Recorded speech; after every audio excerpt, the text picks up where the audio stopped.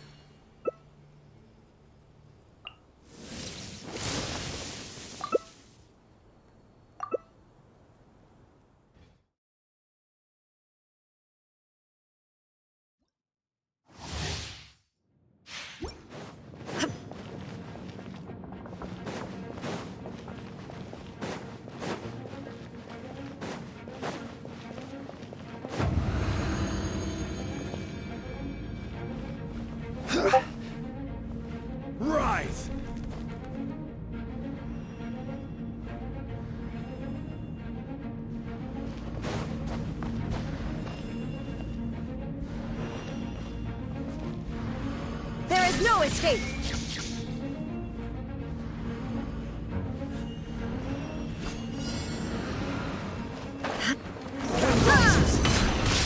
Illusion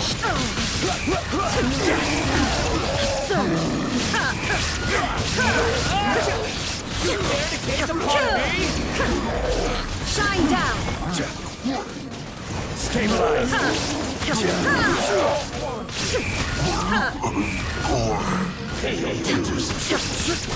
There is no escape!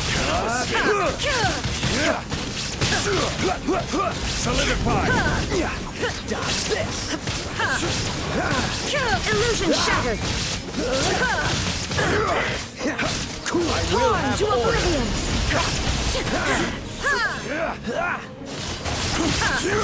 Stabilize! Can't run from death.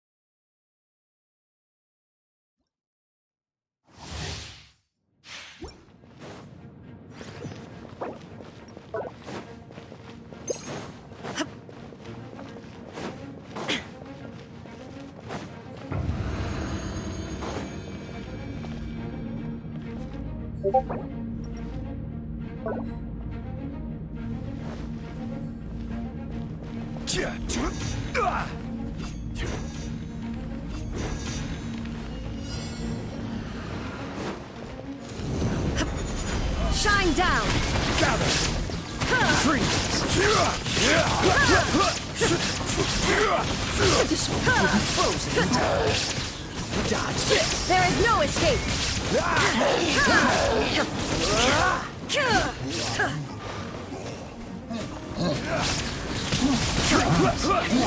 Shine down! I will have order! Quit following me! Illusion shattered!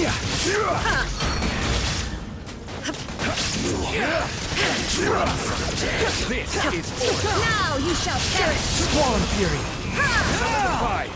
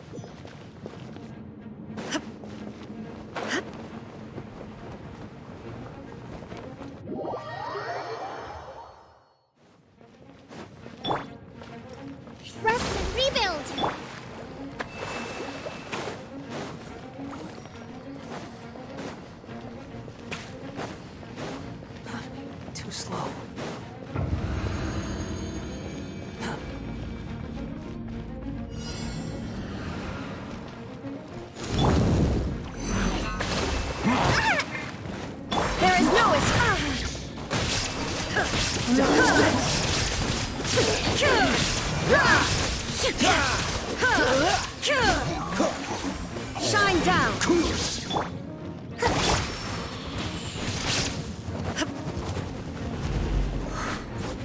Wretched vermin! Hold the line! There is no escape! Hey, don't die on me. That's no fun. Shine down! Uphill battle! Can't run. Rest and rebuild! Illusion shattered!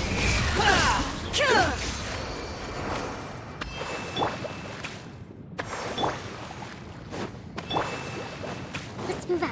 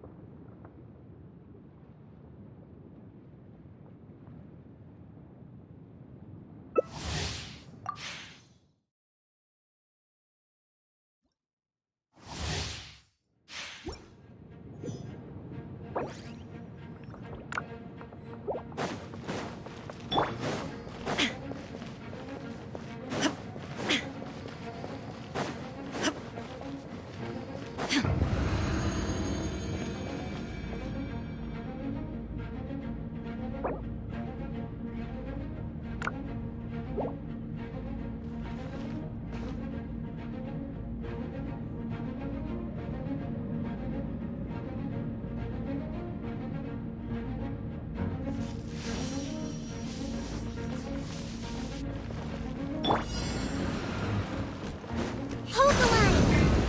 Shine down! Insolent!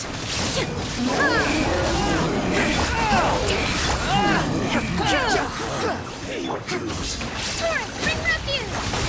Know your place!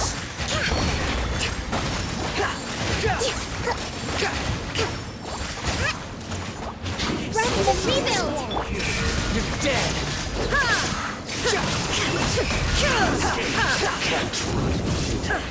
Can't run from dead.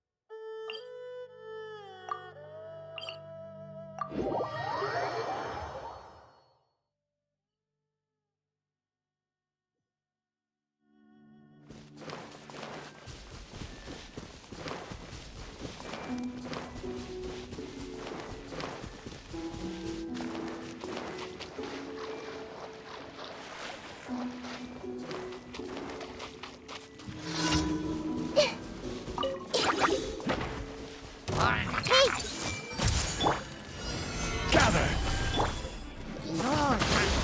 Illusion shattered! Ha ha!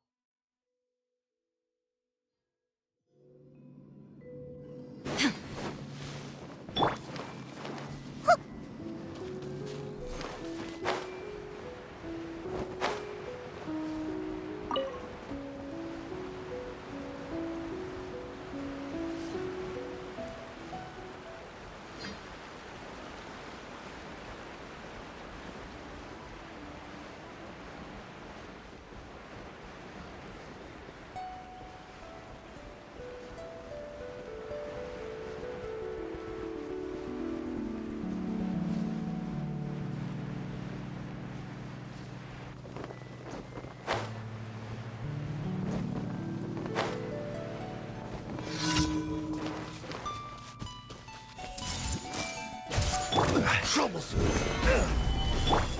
Allow me!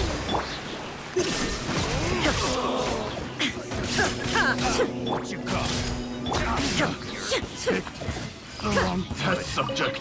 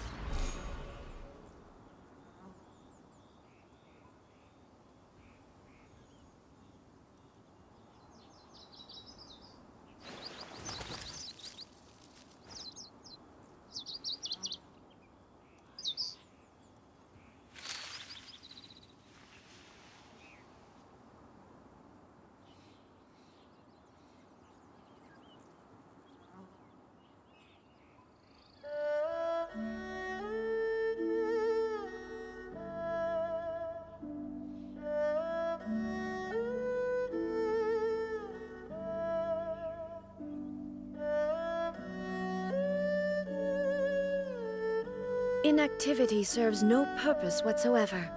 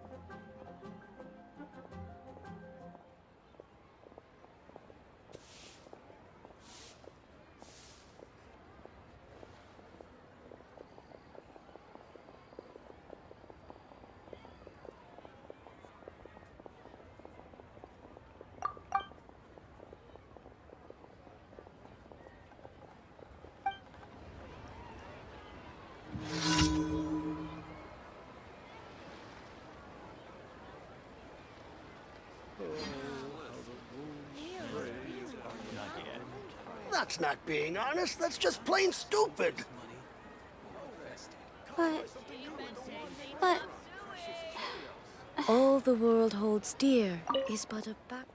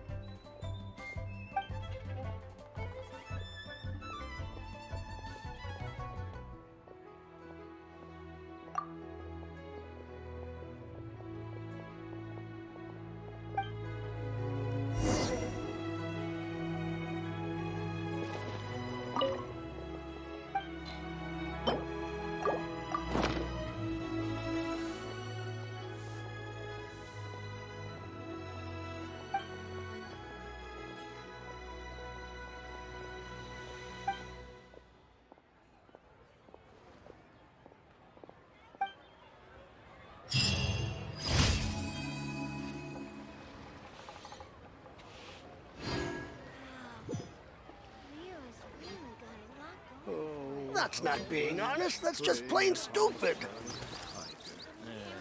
Not yet.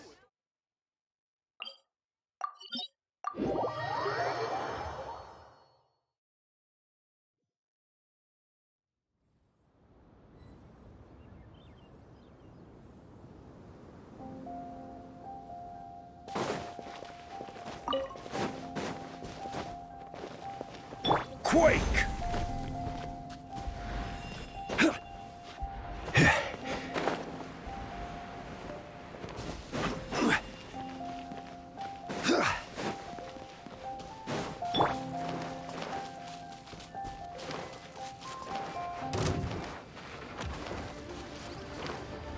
Everyone hold hands! Crumble! Thrust and rebuild! There is no escape! This way, Colonel! Stabilize!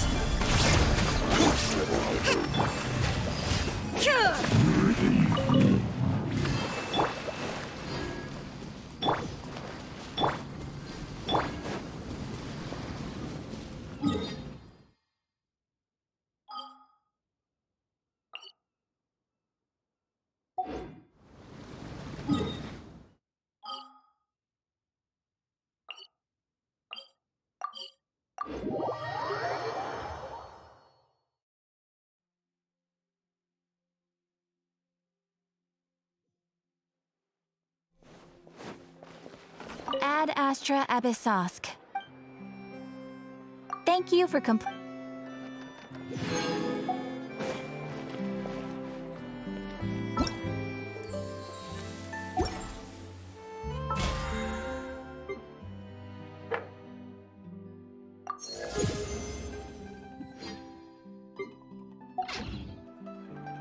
The world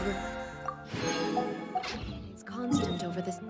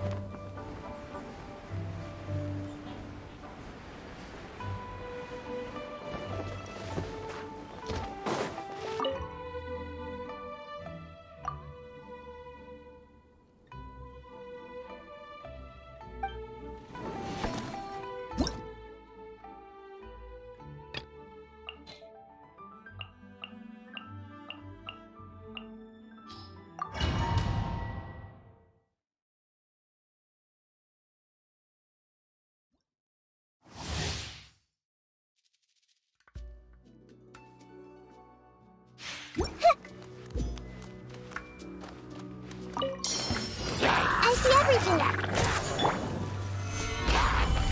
Hold the line! illusion shattered!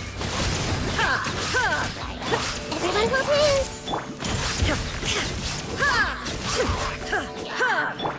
Take! Solidified!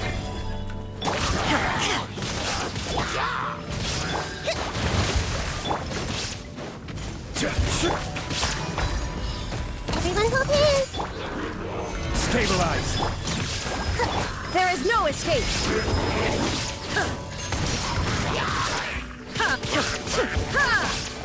Committed to memory! Gather! Thrust and rebuild! Shine down! The Temple of Wisdom! Order guide you! There is no escape!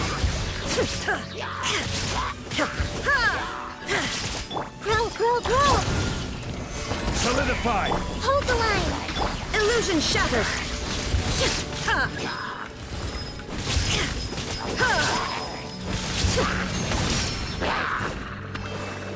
Shine down! Gather! I see everything! Torn to oblivion!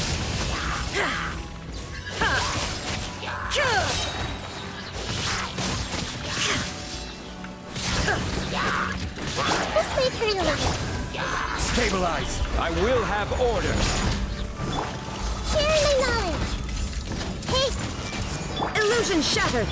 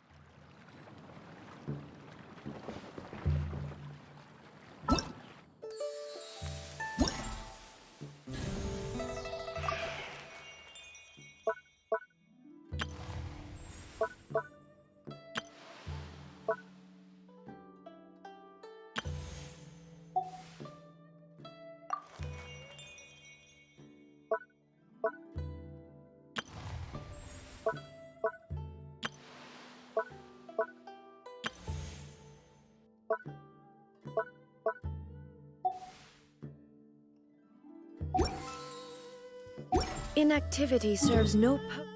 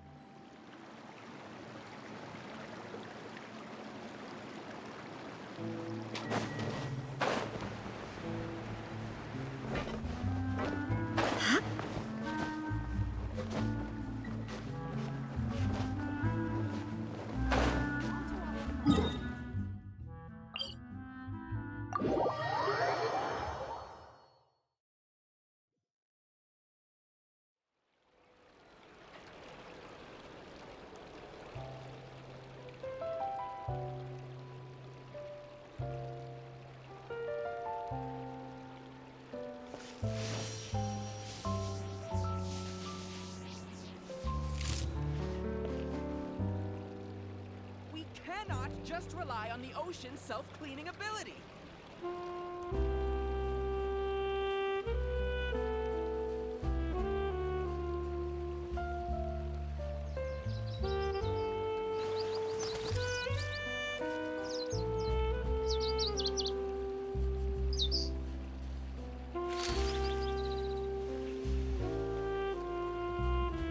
We cannot just rely on the ocean's self-cleaning ability.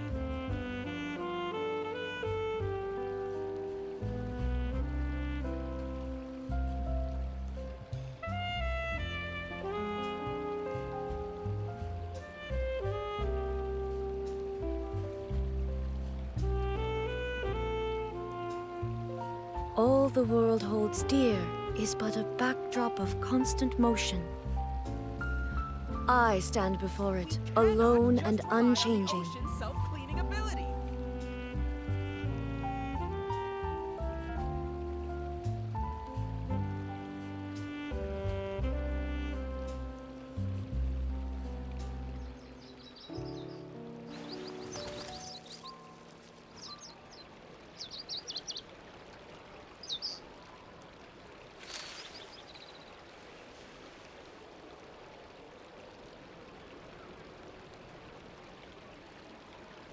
We cannot just rely on the ocean's self-cleaning ability.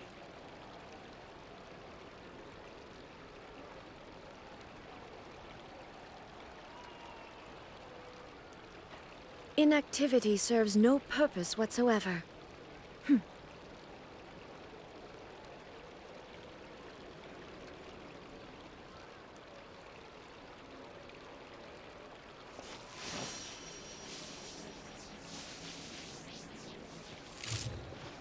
We cannot just rely on the ocean's self-cleaning ability.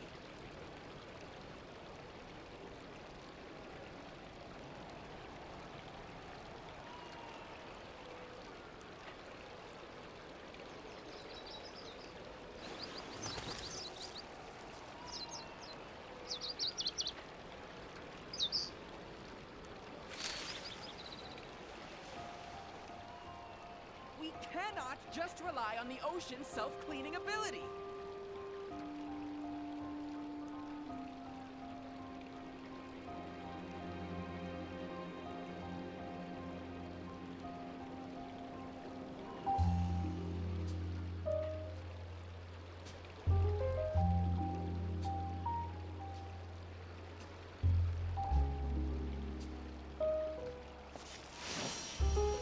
We cannot just rely on the ocean's self-cleaning ability.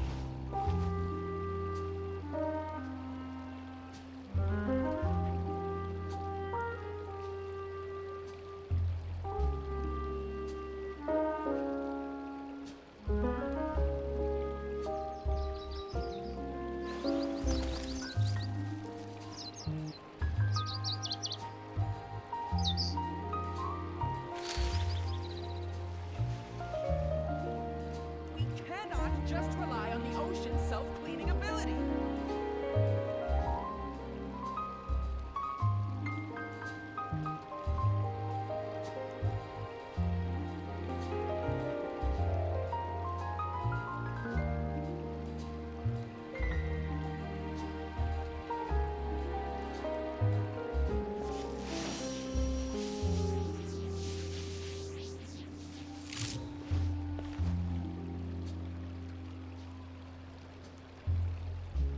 We cannot just rely on the ocean's self-cleaning ability.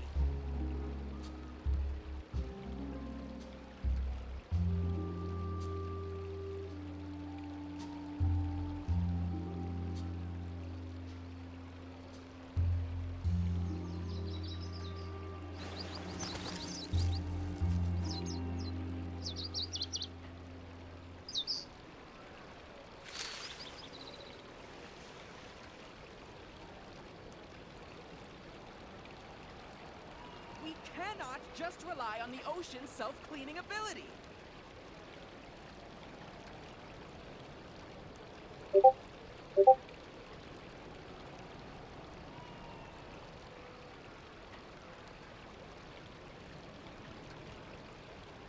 The world remains constant over the centuries. But human life is like the dew at dawn, or a bubble rising through water. Transitory. Cannot just rely on the ocean's self-cleaning ability.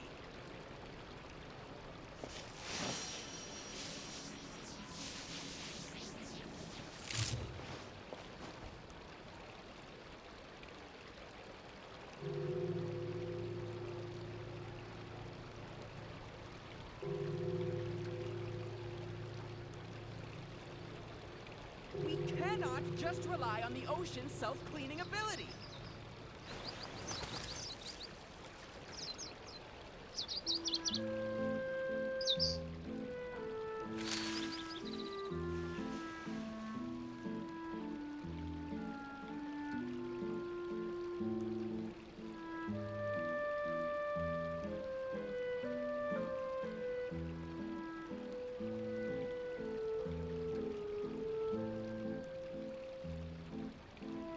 We cannot just rely on the ocean's self-cleaning ability.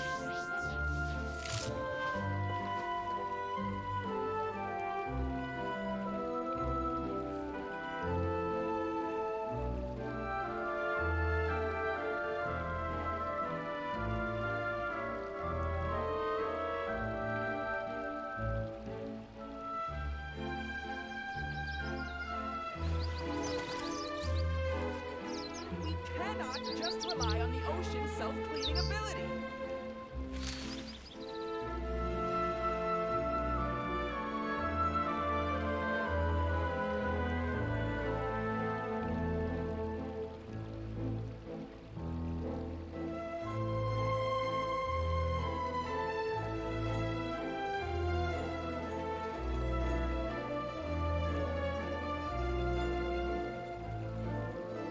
We cannot All just the rely world on the holds ocean's dear self-cleaning is but a ability. backdrop of constant motion. I stand before it, alone and unchanging.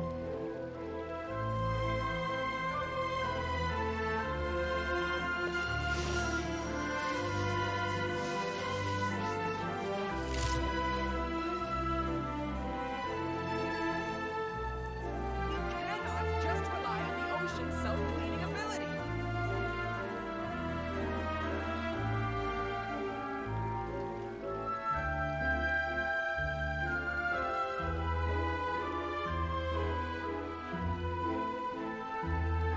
Inactivity serves no purpose whatsoever.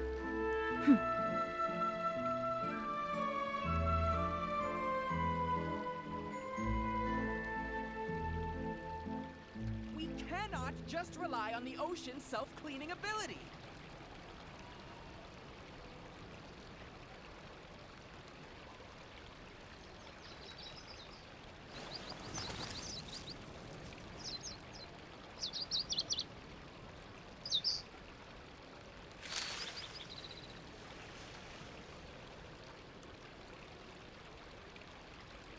We cannot just rely on the ocean's self-cleaning ability.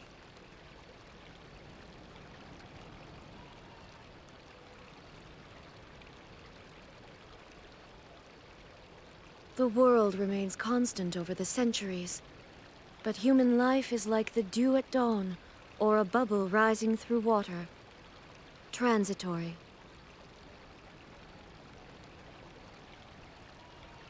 We cannot just rely on the ocean's self-cleaning ability.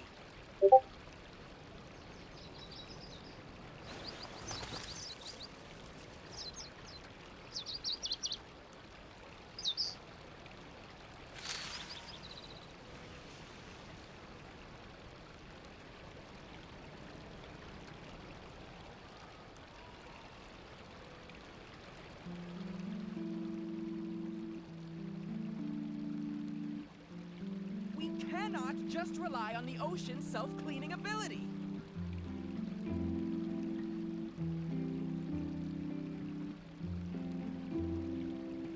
All the world holds dear is but a backdrop of constant motion. I stand before it, alone and unchanging.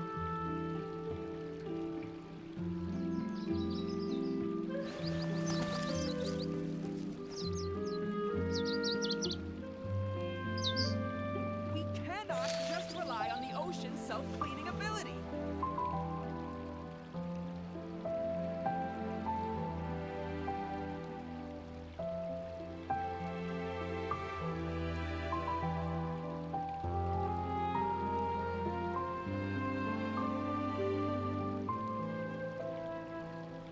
The world remains constant over the centuries, Cannot but just human rely on life is like the ocean's dew at self-cleaning dawn, ability. or a bubble rising through water. Transitory.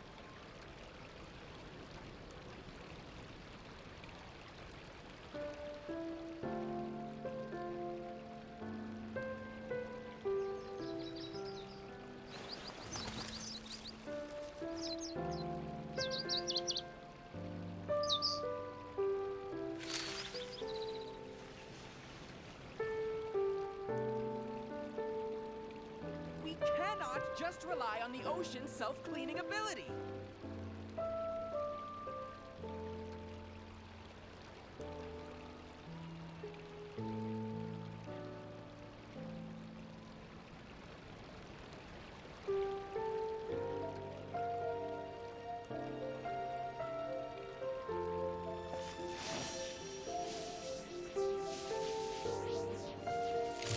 We cannot just rely on the ocean's self-cleaning ability.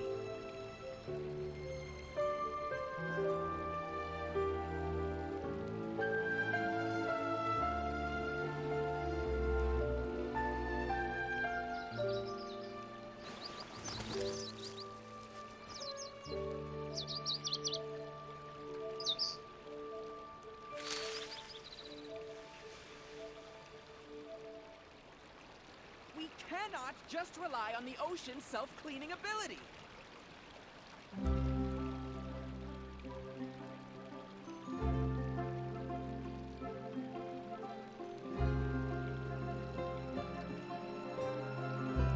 All the world holds dear is but a backdrop of constant motion.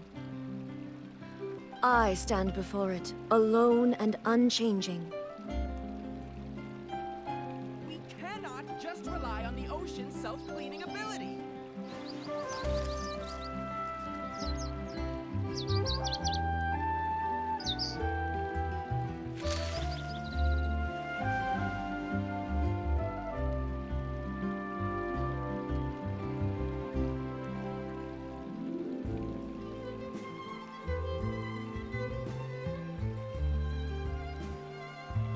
We cannot just rely on the ocean's self-cleaning ability.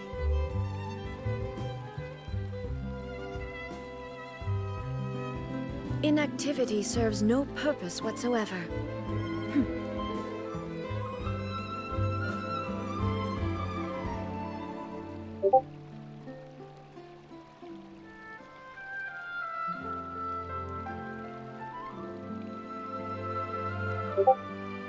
We cannot just rely on the ocean's self-cleaning ability.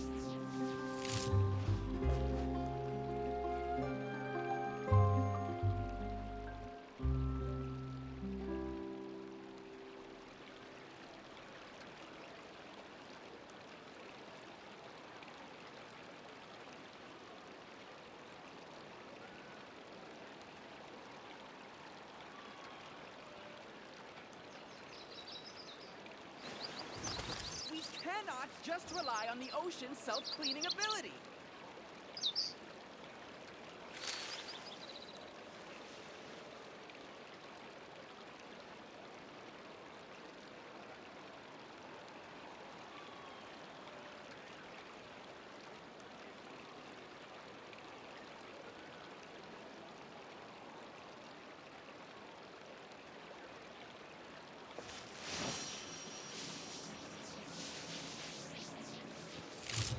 We cannot just rely on the ocean's self-cleaning ability.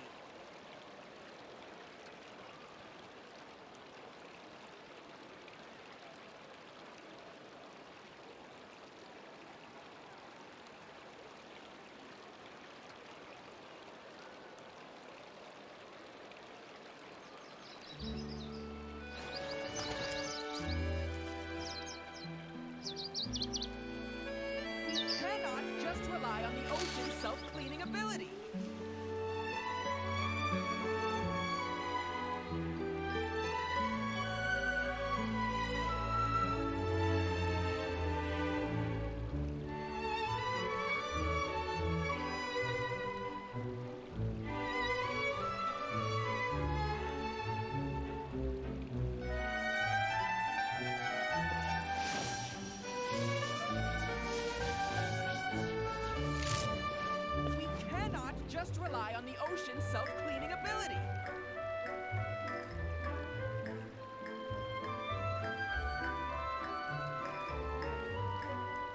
The world remains constant over the centuries, but human life is like the dew at dawn, or a bubble rising through water. Transitory. We cannot just rely on the ocean's self-cleaning ability.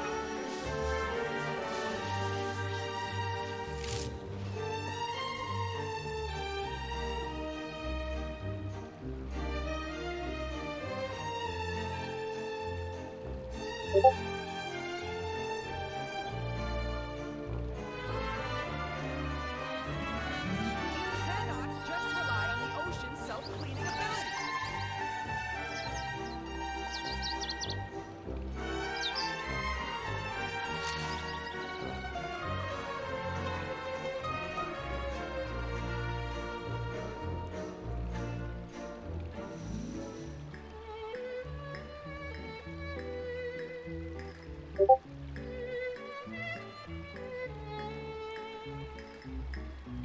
Inactivity serves no purpose whatsoever. We cannot just rely on the ocean's self-cleaning ability.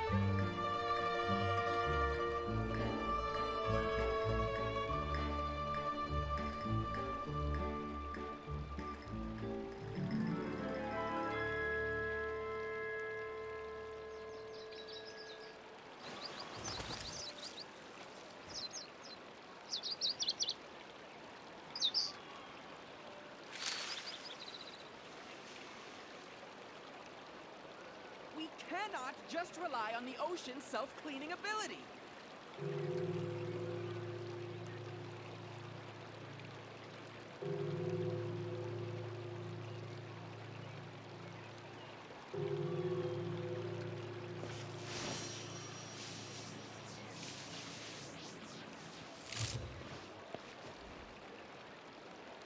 We cannot just rely on the ocean's self-cleaning ability.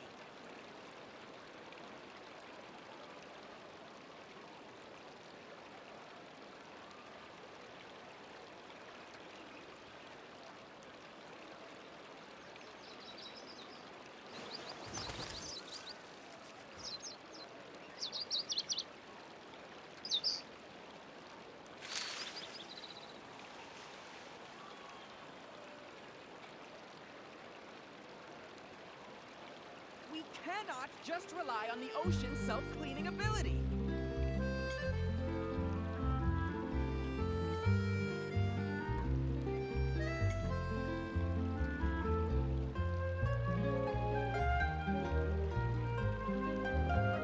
The world remains constant over the centuries, but human life is like the dew at dawn, or a bubble rising through water.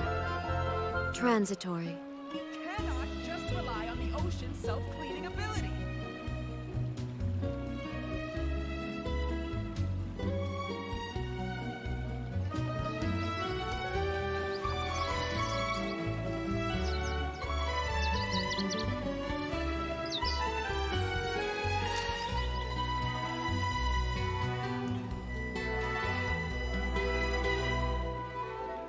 We cannot just rely on the ocean's self-cleaning ability.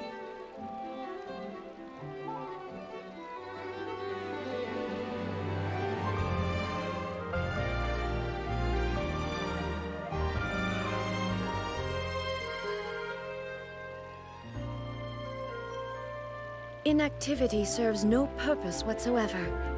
We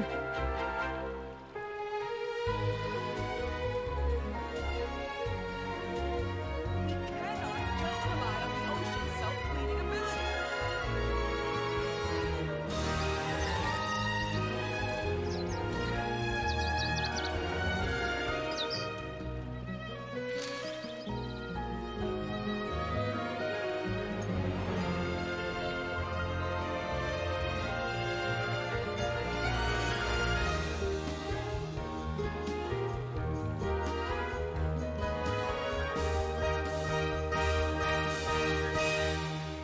All the world holds cannot dear just rely is on but the a ocean's backdrop of self-cleaning constant ability. motion. I stand before it, alone and unchanging. I've never seen anything like.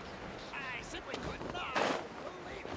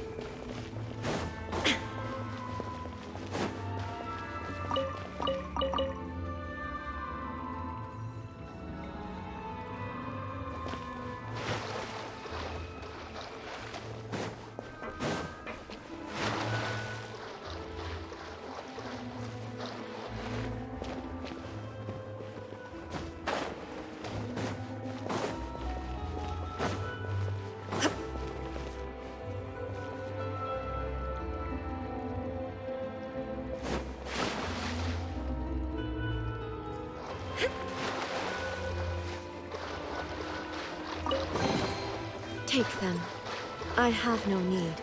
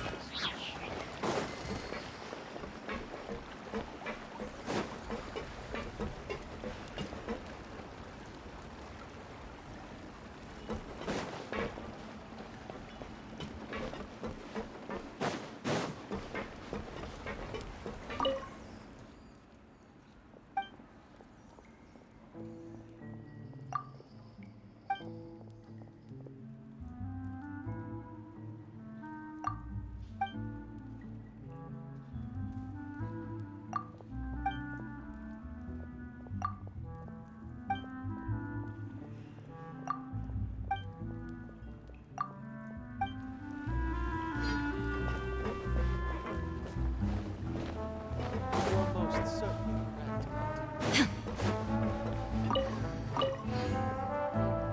Was I imagining things? Or is all this standing making me dizzy?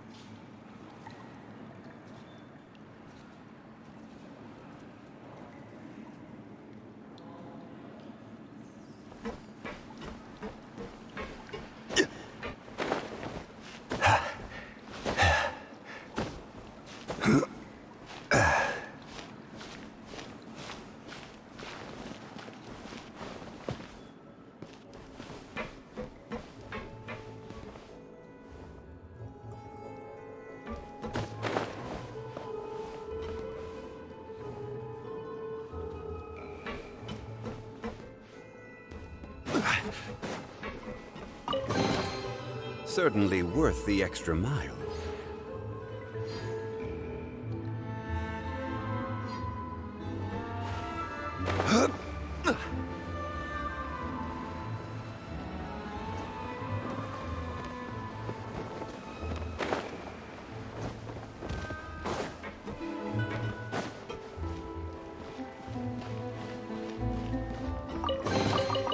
Certainly worth the extra mile. I imagining things? Or is all this standing making me dizzy?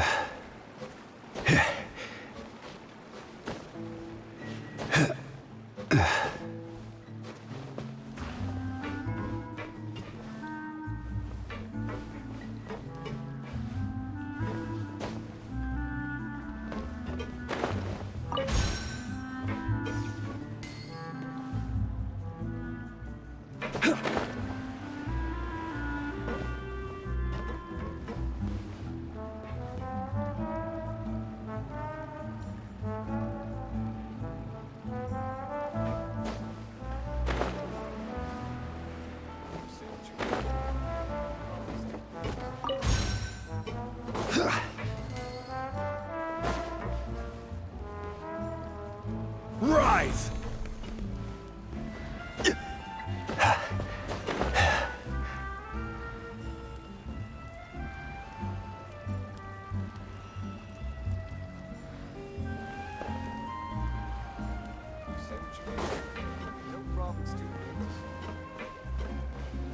Onto outline the law. You know how it works.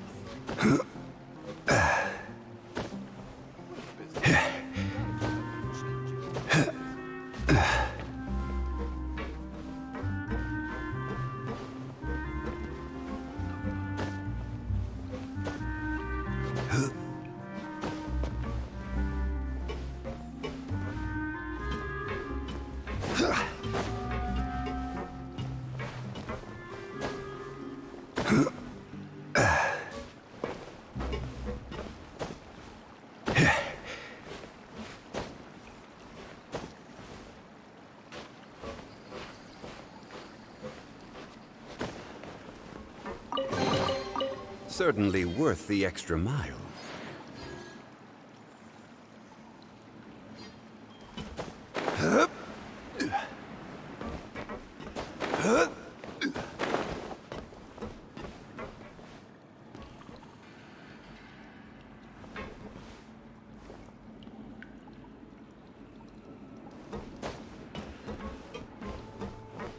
Quake!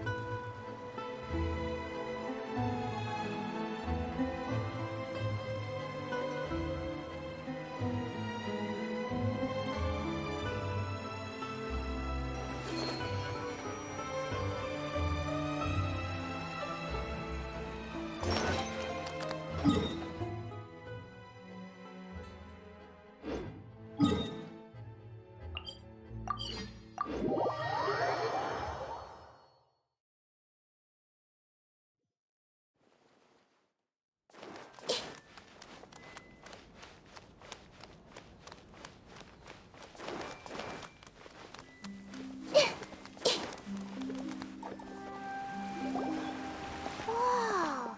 Now this is fancy! The Opera Epiclese. What a place to hold a performance! No wonder Linny and Lynette were looking forward to it. Huh. Looks like there's a lot of people standing around the fountain up ahead. O Archon, please bless us with a bright and healthy child. We pray. I don't know why you always feel the need to ask so much. I'll be happy as long as our child is healthy and lives a peaceful life. I guess if they're our kid, then there's no doubt they'll turn out smart. Maybe this is one of the customs in Fontaine. There sure are a lot of couples here. Vache. What's wrong? Vache. Vache. No, Paimon didn't say anything. Are you hearing things? Welcome to the Fountain of Lucine. All the water flowing through Fontaine converges here. It's customary for newlyweds to come here and wish for children. Ah! Lynette! You scared Paimon! When did you get here? Lenny asked me to wait here for you, remember? Right. What do you mean? There are a lot of people here right now. Hey, you're not trying to scare Paimon, are you? Besides, it's the middle of the day. It's not the time for eerie things. I see. I might be able to tell you something that could help explain the voice you heard. In fact, you might not be imagining things at all. I suspect that what you heard is a result of your hypersensitivity to the hydro element. Others in my family have had similar experiences. It's because of her sensitivity to the hydro element? But what would hearing a voice have to do with elemental power? When do you cry, Paimon? Wait, what? What does that have to do with anything? Just answer me. When do you cry?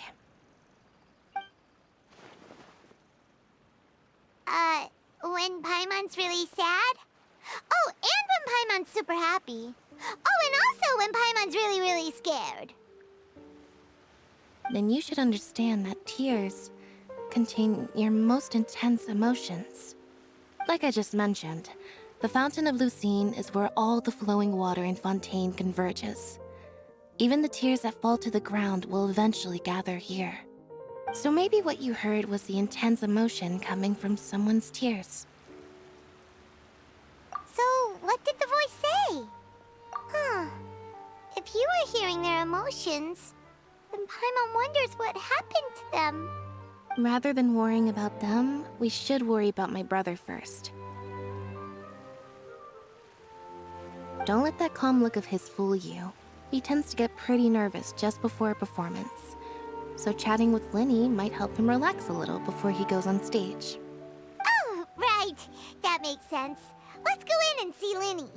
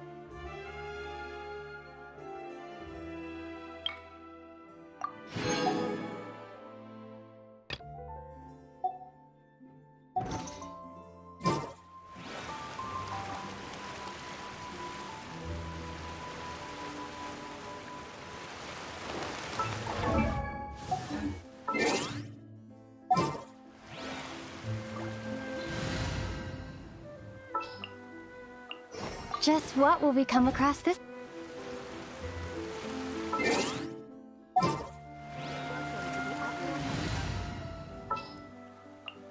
I've been waiting for you for...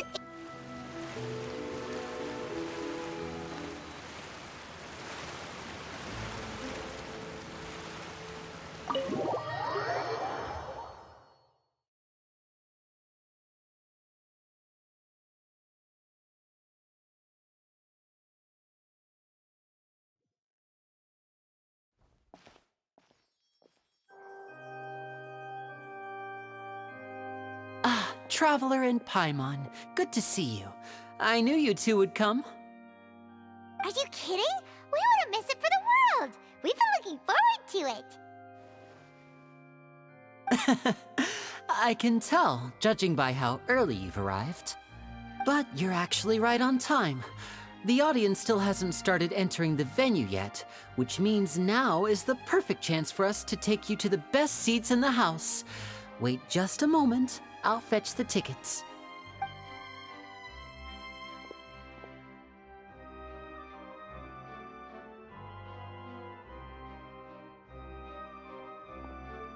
The Opera House has assigned seating, so you always have to make reservations.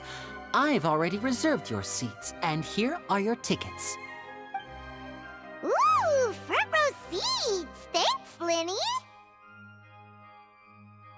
Don't mention it. There's no need to keep thanking me. Hey, Lenny! Could you come over here and take a look at this? Oh, I'll be right there. Seems there's an issue with the stage props over there. That's Cal, my assistant, calling me. I'll go lend him a hand. Yeah, we'll just go to our seats. You go ahead, Linny.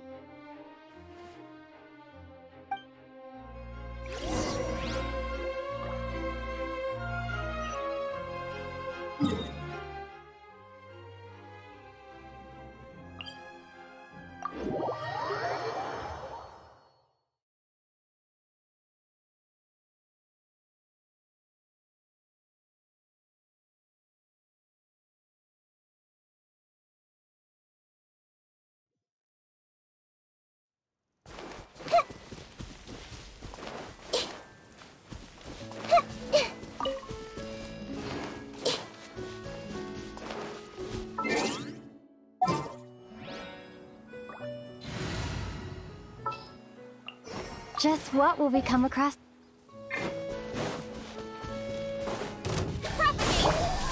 Gather! Germinate! There is no escape! Ha! Order guide you!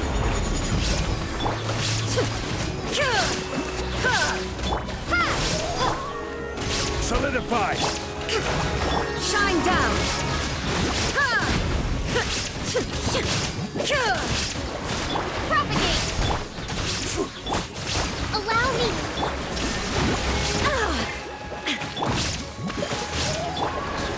Gather!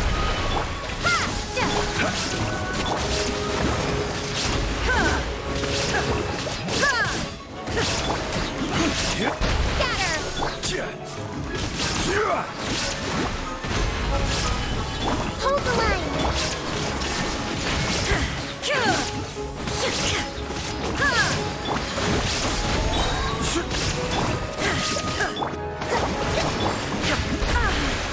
Illusion shattered!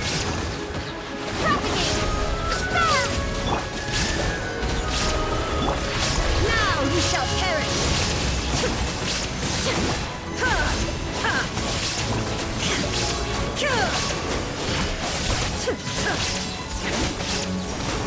There is no escape!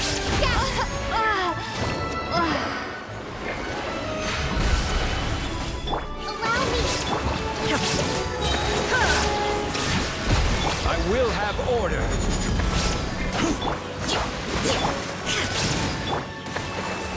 Gather! Illusion shattered! Insolent!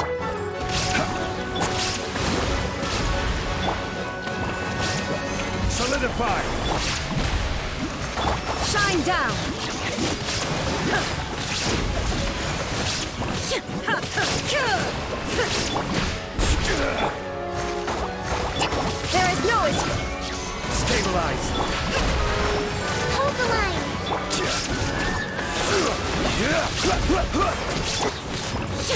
Illusion shattered!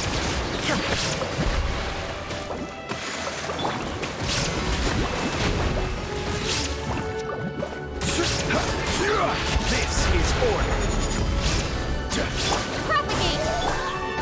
Rest and rebuild!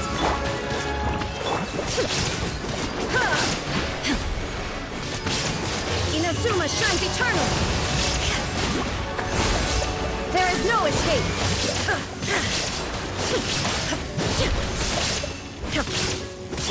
Scatter! Hold the line! Illusion shattered! Nothing to fear. Rise! Solidify!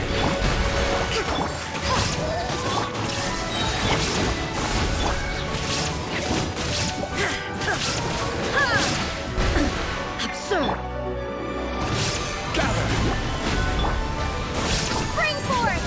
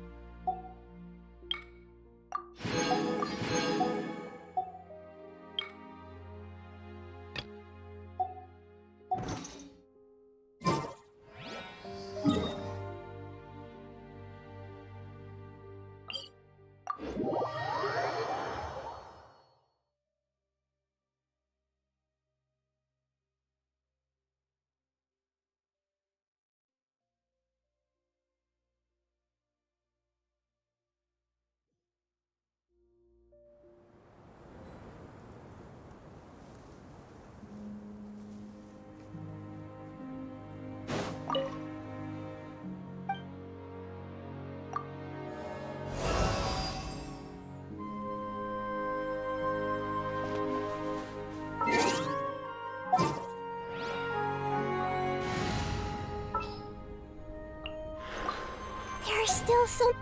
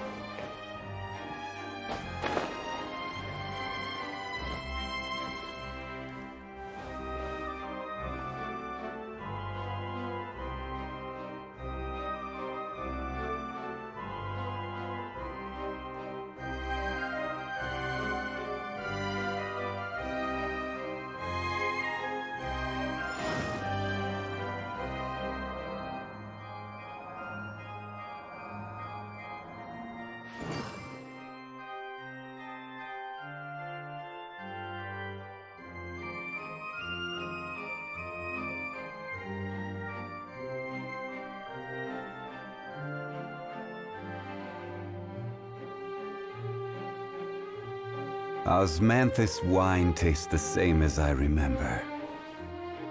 But where are those who share the memory?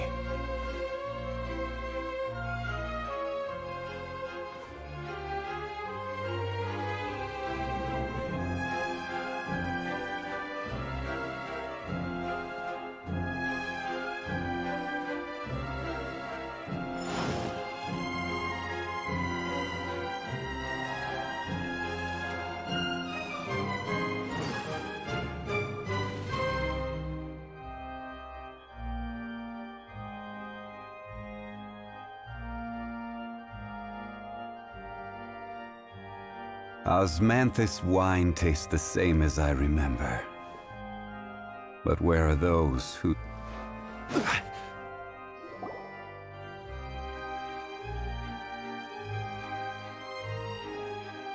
Oh, these should be our seats. Come on, let's sit down.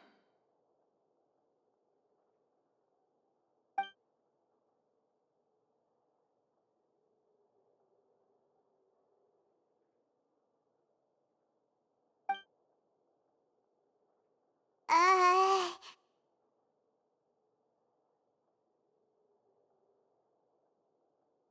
Uh...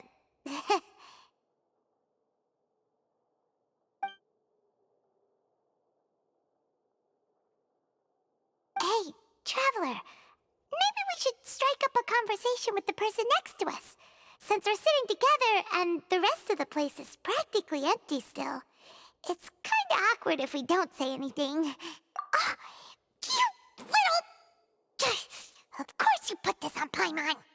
Excuse me, I did not realize you felt awkward. I am terribly sorry. I would be perfectly happy to chat with you if that is what you would like. Oh, so you heard all of that, did ya? Boy, you sure have good ears. Paimon thought she was keeping her voice down. Wait, that's not it, Paimon's. Sorry. Paimon's the one who was being rude, talking under her breath like that. So, let's talk, but, what should we talk about? Oh, Paimon's got it. You're also here early and sitting in the front. Are you a friend of Linny's too? A friend, you say?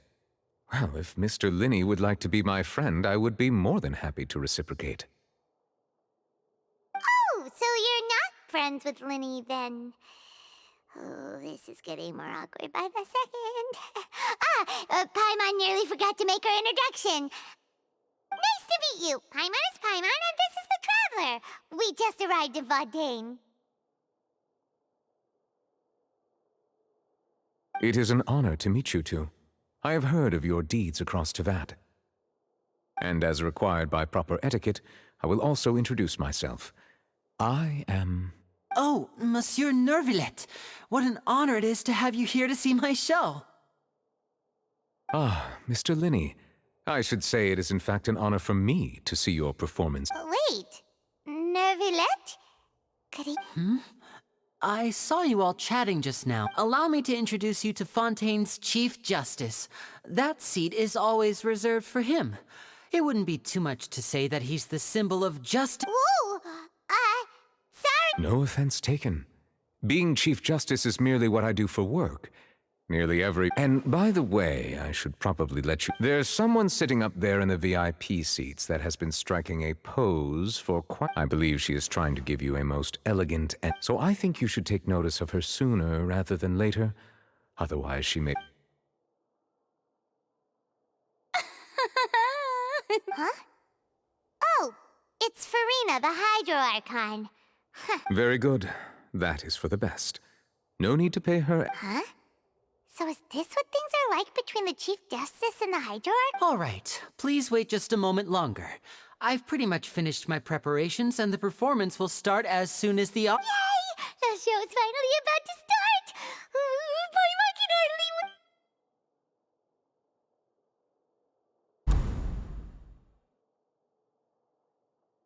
Oh, they're dimming the lights! The show must be starting!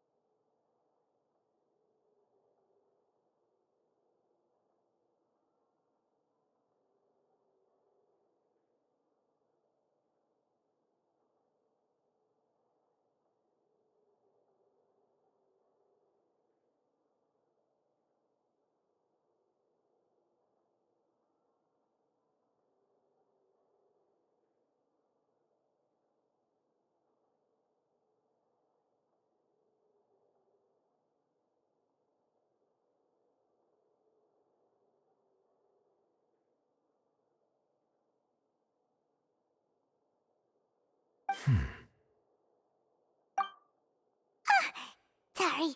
Paimon will try to stay quiet.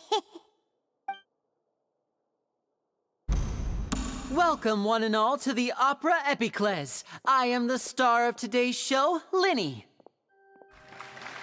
And over here is my sister, Lynette, who will be working as my wonderful assistant. Please, let's give her a warm welcome. Hello, everyone. I know she may seem to be a little sleepy right now, but that's just a sign that she's nervous. Whatever.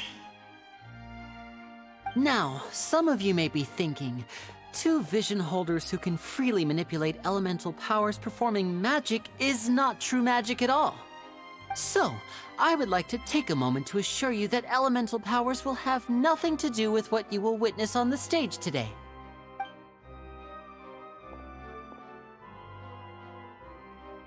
Both Lynette and myself have removed our visions for the show. That way, even the gods won't be able to help us. Oh, good point. That's what makes the show real magic. Now, without further ado, let the show begin. Lynette will now exit the stage to make some preparations. I know you might miss her, but don't worry. She'll be coming right back on stage momentarily. Perhaps in an unexpected way. I'm sure she'll be stealing the spotlight soon enough. Oh, and before I forget, there's one more thing I should say. You never know what can happen in the blink of an eye.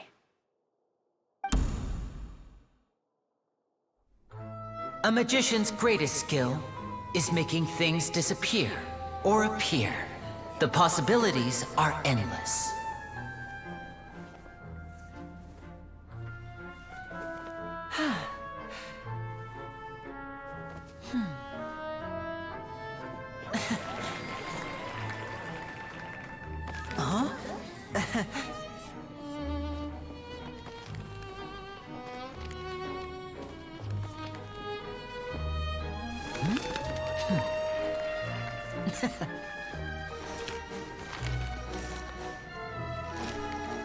But this isn't what you came for.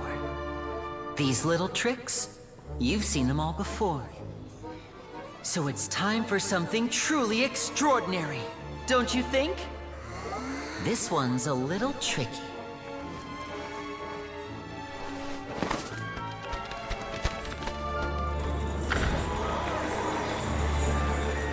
Using this water tank, I shall make my sister vanish completely, right before your very eyes.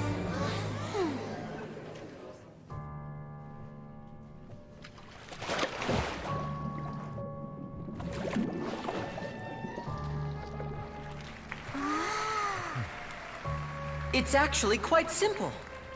She'll just turn into air bubbles and float right out of the top.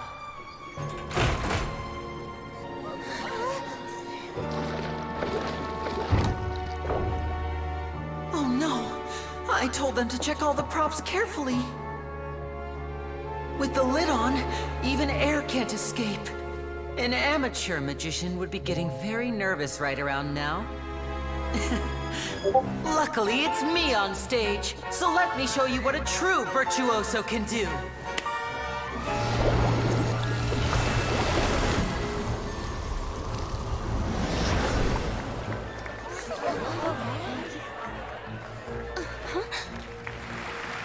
Lynette, are you still there? Don't go too far. We don't want to use up all our magic. Hi, I'm back. Uh-huh.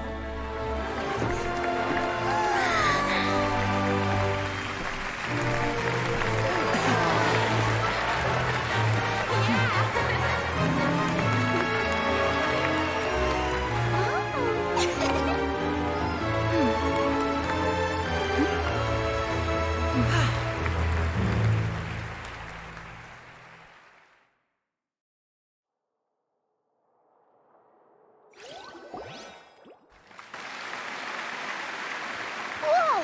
What in the world just happened? How did he do that? Paimon didn't see him do anything. Wasn't Lynette inside the water tank? How did she disappear and then reappear out of nowhere? If we could see easily through his tricks, then that would mean that his skills are still lacking. To appreciate magic, you should focus on the show happening on stage, rather than getting caught up in trying to see that which has been intentionally hidden. Guess you're right. Paimon couldn't believe her eyes when Lynette reappeared.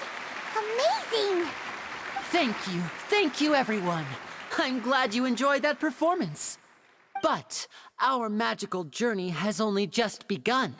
I've prepared even more astonishing surprises for everyone here. The magic of transformation and disappearance can go far beyond what you've just seen. I'm sure many of you are thinking that escaping the water tank was impressive enough, but Lynette is still my assistant after all.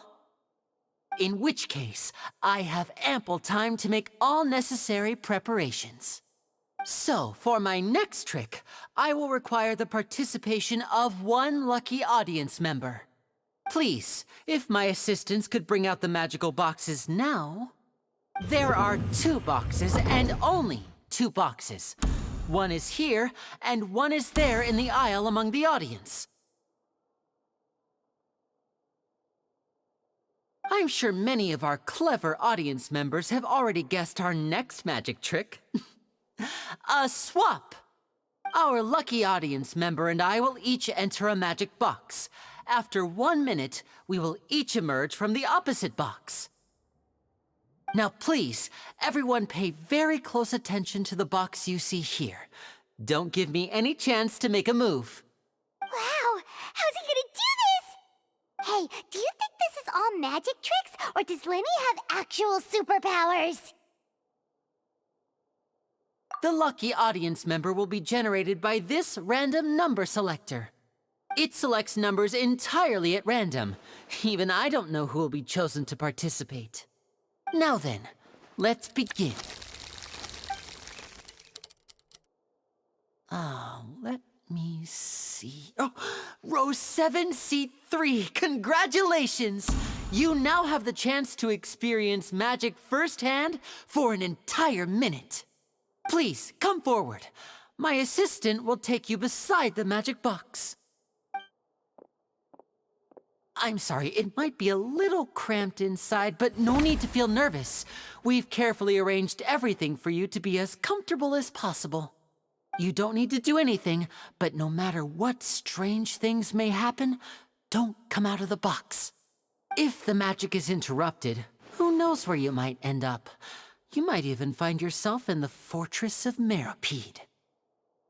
Oh, okay. All right. Before I enter the magic box, there is one more thing I need to ask the audience to do. Could you all give me a countdown? Like this. 60, 59, 58. Just keep counting down. You can go a little faster or slower if you like. I won't be able to see anything in the pitch black box, so I'll be relying on your voices to know when time is up. Oh, and no tricks now. If you quickly count from 60 in just 30 seconds, then I'll be in a tough spot. Ooh! Paimon kinda wants to count faster after hearing him say that! No, that won't do. I can see it in your eyes. You still can't be trusted. Let's practice together. Come on, repeat after me. 60, 59, 58. 60, 59, 58! That's right, perfect. Keep it going. All right, I'll see you all on the other side once you've finished counting.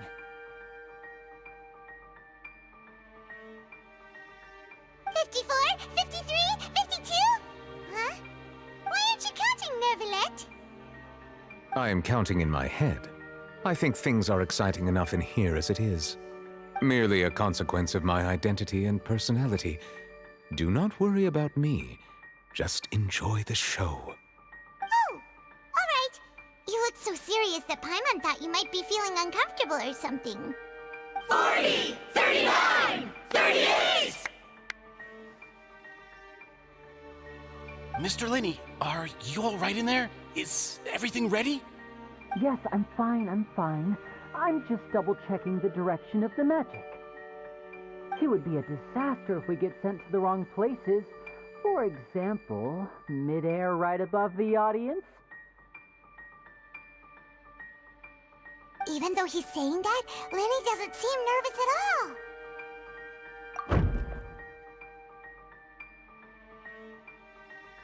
Ah, what was that noise? Did you hear it too?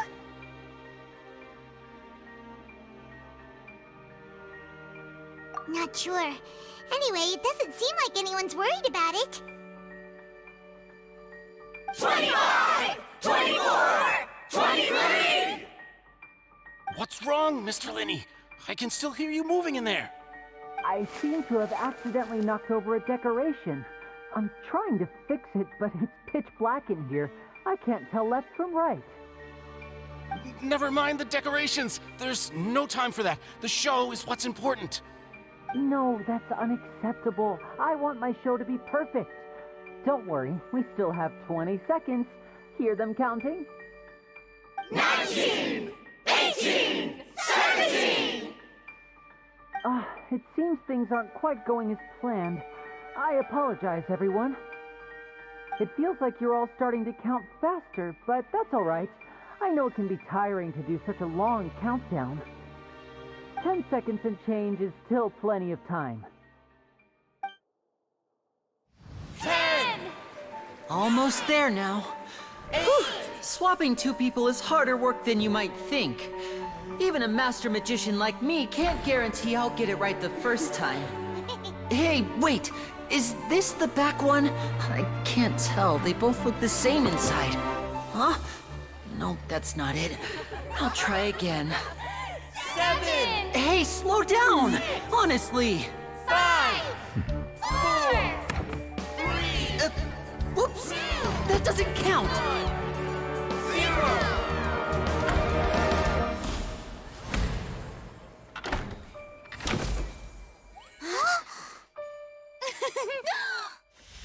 Ta-da!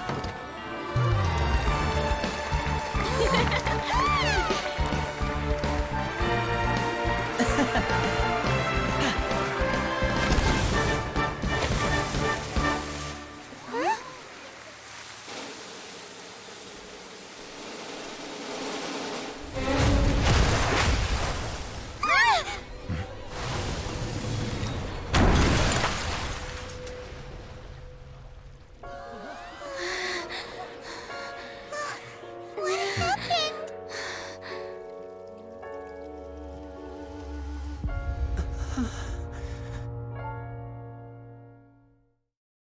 happened? Huh? Is this part of the show? Mr. Linney, you're going to use magic to fix the stage now, right?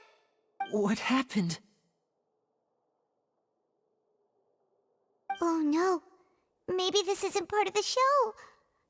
The girl was still in that box, right? This performance is over. Medical staff with me. Guards, secure the scene and detain all the performers. Seal the exits. No one is allowed in or out at this time. Yes, that's right.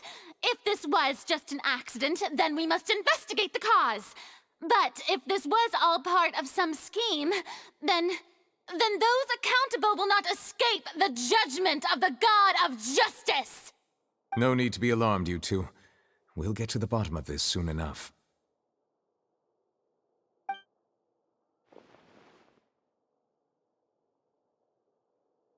Unfortunately, the person who is in the magic box has been pronounced dead. His name was Cowell, one of the assistants in Linney's magic troupe.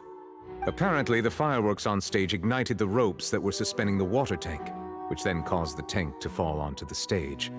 As of now, we are still not sure why we found Cowell in the box, rather than the guest from the audience. And after an initial search of the area, the guards have confirmed that the girl is nowhere to be found.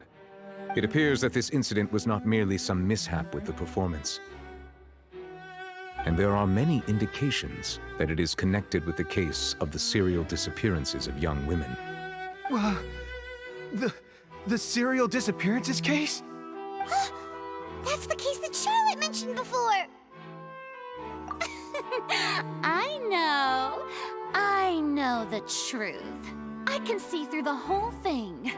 really. Using such a shallow and obvious mystery as his finale. Did he really underestimate us that badly?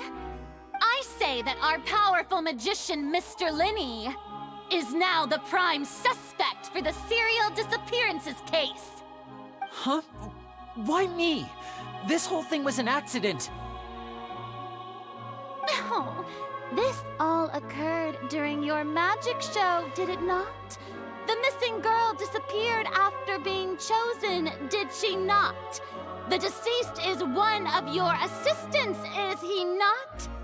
Now that I think about it, that whole speech about magicians making things disappear was nothing more than a provocation, a bald-faced challenge.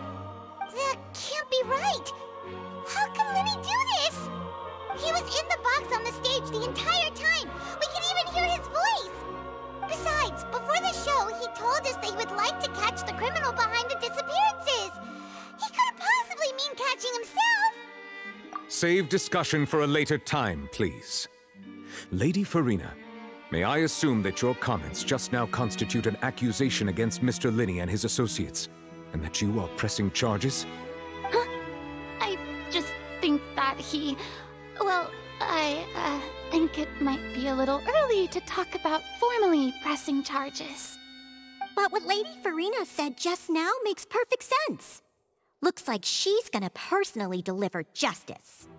A kidnapping and murder carried out under the cover of a magic show.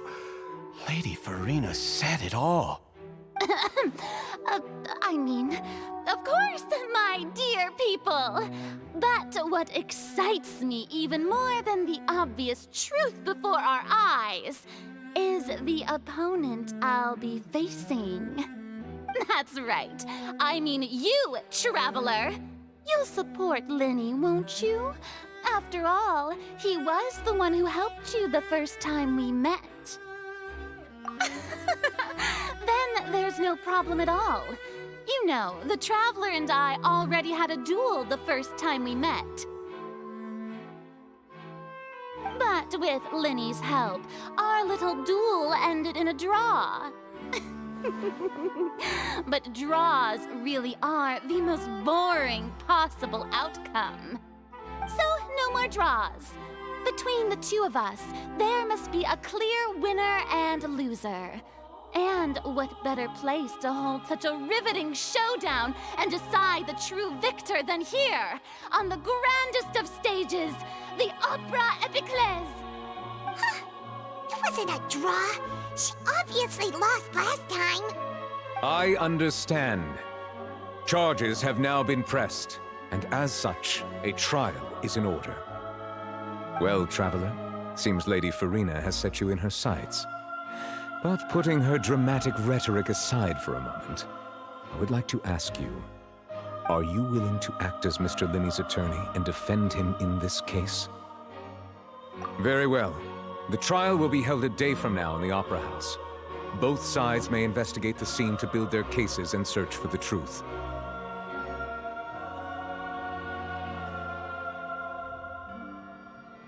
Linney and his troupe are all potential suspects and shall remain within the Opera House. The audience may begin to leave in an orderly fashion once they have been cleared by the guards. A day isn't that long. Let's see what kind of case this big-shot outlander can build in such a short amount of time. I'm really quite looking forward to hearing it.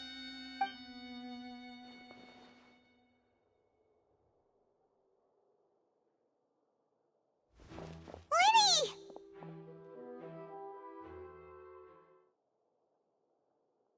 Sorry about everything that happened just now. Were you frightened? Of course! Who wouldn't be scared after witnessing an accident like that? Yeah, I'm a little shaken up myself. How could this happen? And poor Cal. I know you already claimed that you would defend me, but now it's just us talking. Tell me, good to hear. Thank you so much for trusting me. I'm sure everyone sees me as the biggest suspect at this point. But if you ask me, the whole thing is mysteries layered upon mysteries, such that all that's left is confusion. I don't know whether what happened there on the stage was purely an accident or not, and I don't know why poor Cal was in the box. As for how that girl chosen from the audience could suddenly disappear, I'm afraid I don't have any answers either. If someone tampered with my performance, then we need to figure out what they did. Even a skilled and knowledgeable magician like myself couldn't pull all that off in just 1 minute.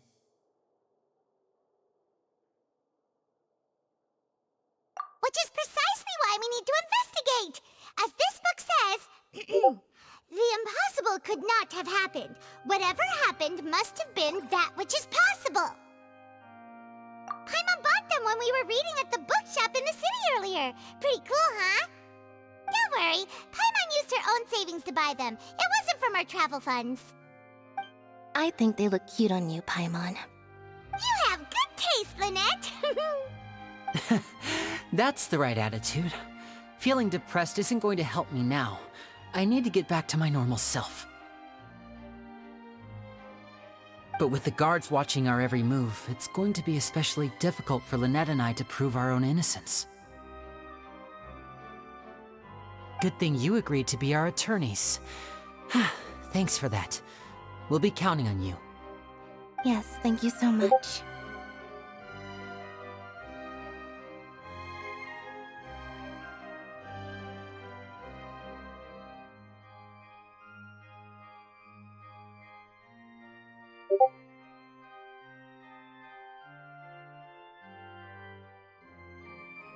Yeah, just leave it to us. Oh, since we're going to start investigating, Paimon has a question first. Where did Lynette go during the performance? Ah, well, I'm afraid that would involve some of our essential trade secrets as magicians. The secrets behind our magic are past saving, Linny. I suppose you're right. The truth behind our tricks is going to be important evidence that will be weighted during the trial.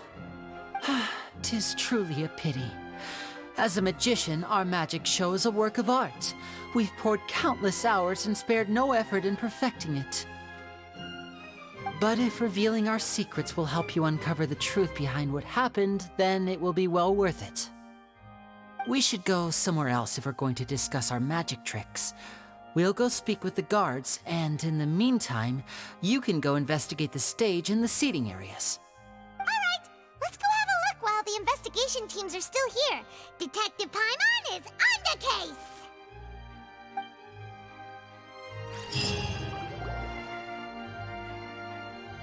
Hello, officer. How's the investigation going?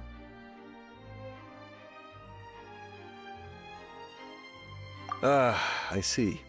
You must be the traveler that Lady Farina mentioned. Listen, I'll be perfectly honest with you. I'd avoid getting mixed up in this whirlpool of a mess if I were you. Huh? What do you mean? Come with me and you'll see. The deceased is one of Linny's assistants, named Cal. Even though he hadn't joined the troupe long, he was hardworking and everyone generally liked him. The assistants are usually in charge of setting up and inspecting the props, as well as assisting with the show and keeping the crowd engaged. As you probably saw when you were in the audience, the water tank suddenly fell and smashed the box with Cowl inside it. This is the real mystery. We've already searched the scene and were unable to find any traces of the girl. However, if you look carefully, the box was positioned directly under the water tank. The ropes holding the tank were then burned by the pyrotechnics on stage, causing them to snap. All these factors lining up so perfectly makes it hard to see this as a mere accident. If anything, the more logical explanation is that the whole incident was intentionally planned, and Linny is the most likely person to have access to all these areas. But he doesn't have a motive! Are you both good friends of his? Well, you can't say we're good friends, but we've known each other for a little while. So in just a short time, he was not only able to win your trust, but even convince you to act as his attorneys. I know there's no such thing as magic. The real trick of a magician is holding the audience in the palm of their hand. I've seen a lot of cases, and I can tell you that people are the least reliable kind of evidence. Sorry, I tend to be pretty straightforward. Just know that I'm warning you for your own good. Anyway, you may investigate the scene of the crime yourselves if you're curious. Who knows, maybe you'll be able to come up with some new evidence.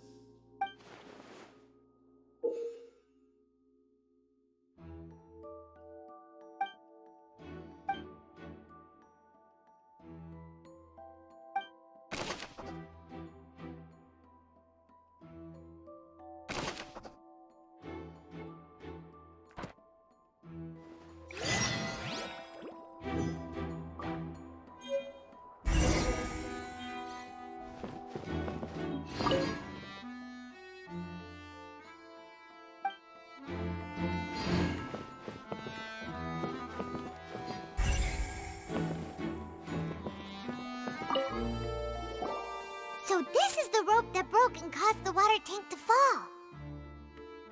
The rope looks pretty durable. How can it be burned through so quickly by fireworks? Why are you suddenly so serious, Traveler?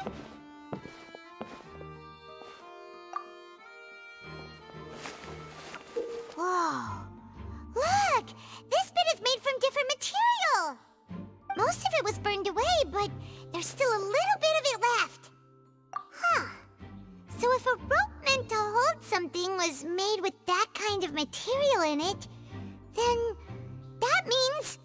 Wait! Why don't you write all this down? Let's take notes!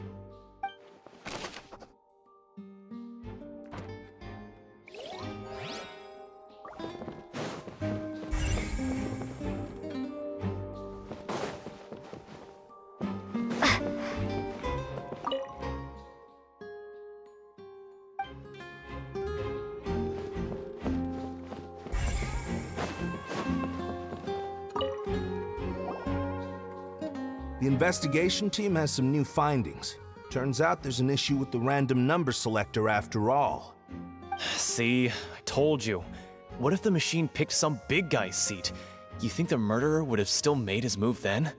Sorry to interrupt, but we're helping Linny and Lynette with their side of the investigation.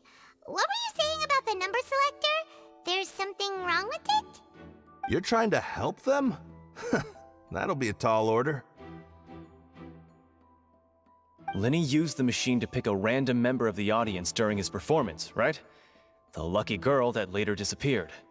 Well, we thought there might be a serious problem with the machine, so we had— It turns out that the seat number it picked wasn't random at all. The machine picks that same number every time. I'm sure you already know that you have to make a reservation in advance to get a seat, regardless of whether it's a trial or some performance. In other words, Linny knew who would be sitting where from the very beginning. That much checks out. Linny reserved our seats for us, too.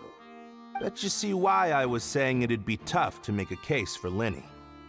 Even though it's bad for Linny's case, Paimon had better write it down.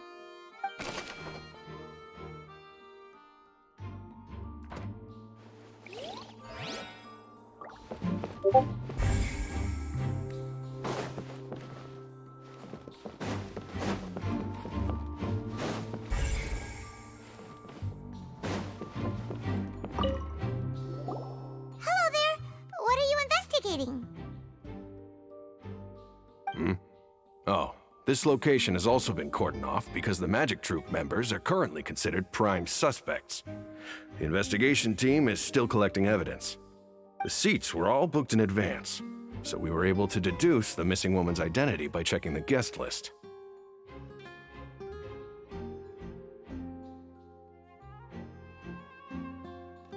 Sure, it's not like this is confidential information. We will publish it later anyway when we petition the public to help us find the missing person. Her name is Halsey. She's a painter from Fontaine who's made a bit of a name for herself.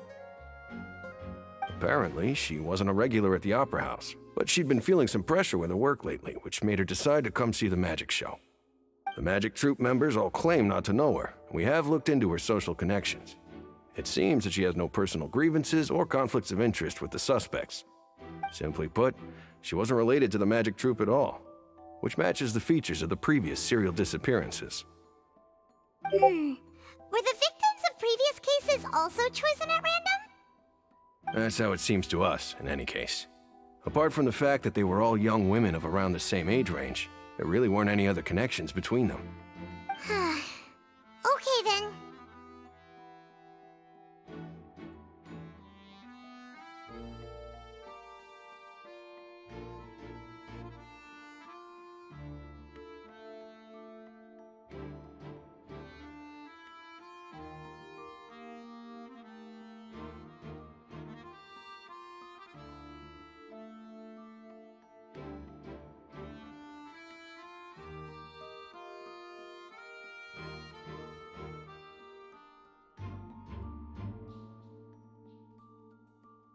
No need to be so formal.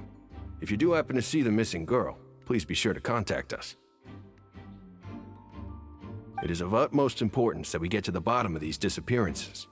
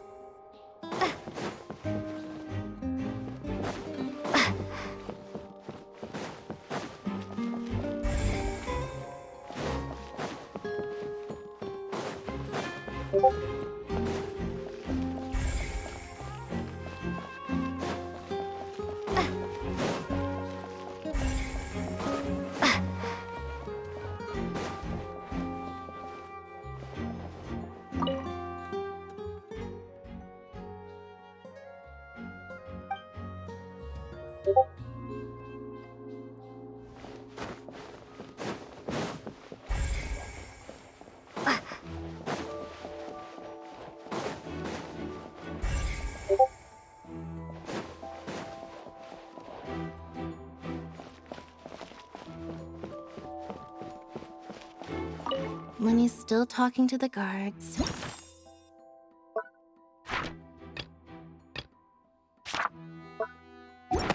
It seems he'll have a lot of explaining to do. I think someone will be assigned to monitor us later, but that's alright. Lenny's still talking to the guard. I think someone will be assigned to...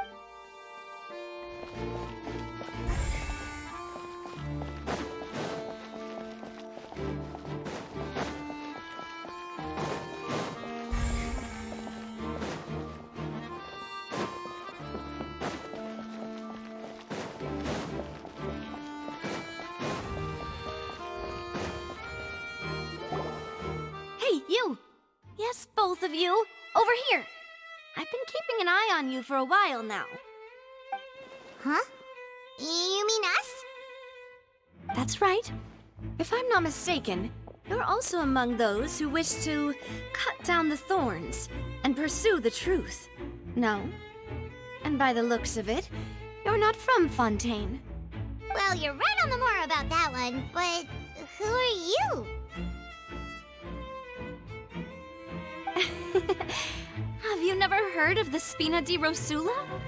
From mediating disputes and providing protection to solving conundrums, you name it, Spina di Rosula does it. And I, Navia, have the honor of being its renowned president. Though those who play by our rules call me boss. I'm Silver, her attendant. Pleased to meet you. And I'm Melus. Demoiselle's various daily needs and affairs are under my purview. Huh? Boss? Demoiselle? What gives with the names? Well, I am the second generation president. Melus and the others are still used to my previous title. My apologies, Demoiselle. Should you prefer, boss, I will endeavor to use that instead. No, no need. You don't have to call me boss. Just Navia is fine. Okay, if you say so. Not that we're members of Spina di Rosula anyway. All merely trifling details. Never mind. That's right. I've always kept an eye on the serial disappearance cases. My interest stems from a matter back from my father's time. Judging from the look of things, I find Linny an unlikely mastermind. Really? We think so too! That's why we're looking for clues now. But how did you come to that conclusion? Intuition, naturally. My unparalleled intuition. Farina sure was quick to point the finger at Linny without any decisive evidence whatsoever, wasn't she? But that's not uncommon for her. If you remember, the Justice had to interrupt her and ask if she was pressing charges just to keep her from getting carried away. Anyway, a trial begins the moment someone levels charges. And, of course, there was no way Farina was going to back down in that situation. Sounds more like you just don't trust the Hydro Archon. Well, what's your opinion? I must admit that she can be interesting at times, but liking her doesn't mean that I'll blindly agree with her. All right, I've answered your question. Now, it's time you answer mine. Wait a minute, did that answer count? Well, I say it does. But don't worry, you won't hear any pointless questions from me. In your opinion, do you think it's right to treat a trial like it's an opera?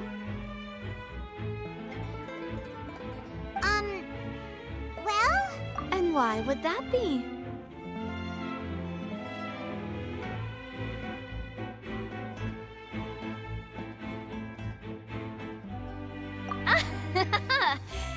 See, Silver and Maloose? I told you they'd be different.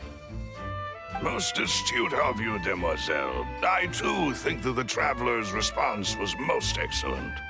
No matter how wonderful the script or how fervent the audience's expectations may be, the trials that go on stage here must be based in fact. And if that can be done, boss, then... All right, that's quite enough, Maloose. Anyway, I like your answer.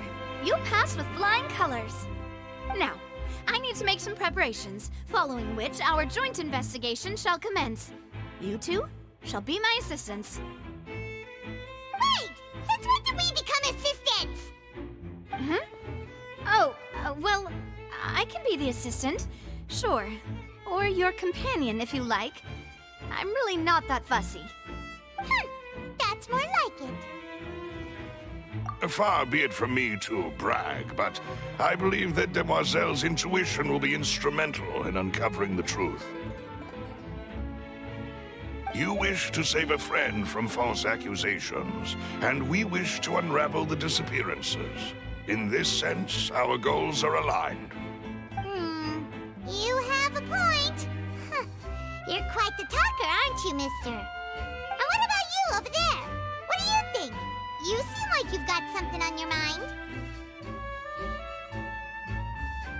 I have nothing to add. Oh, alrighty then. We'll be making some preparations first. Just be sure to let us know if they start revealing Linny's tricks. Thanks!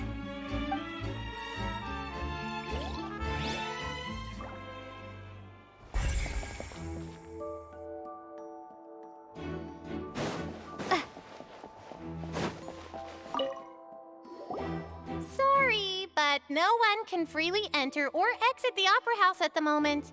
If you wish to leave, you must register your identity with us first. No, we're not leaving. We're representing Linny and Lynette as attorneys, so we're investigating the case. Were you always guarding this entrance?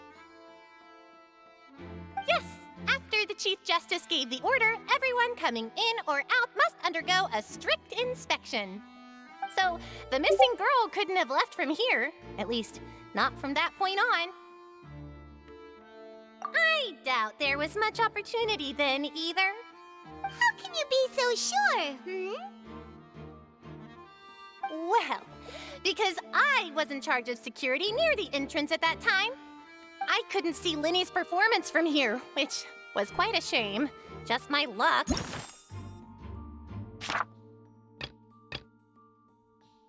But still, I did not abandon my post, and I stayed put no matter how loud the applause was. If someone had so much as even approached the door, I would have noticed it, let alone if they had tried to leave. We Melusines are good at that sort of thing, you know. So, it's safe to say the girl couldn't have left through here. Alright, thank you for your help. This'll be useful info.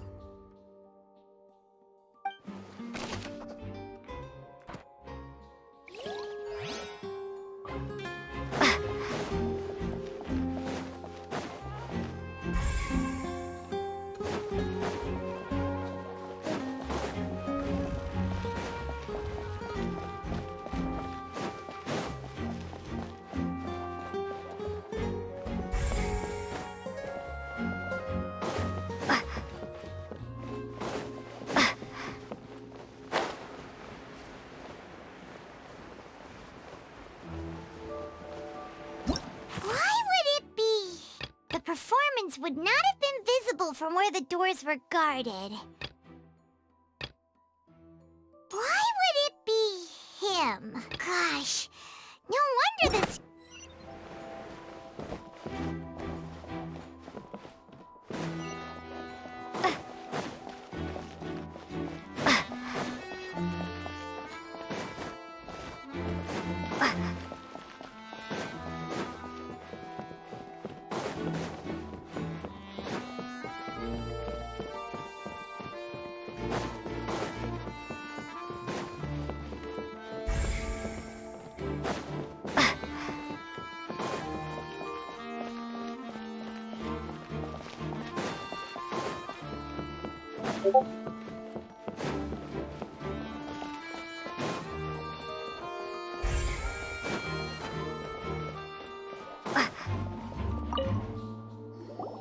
I see that you're investigating the area. Well, it just so happens that I'm interested too. If you find any new and interesting leads, be sure to share them with me, all right? We don't have too many thoughts yet.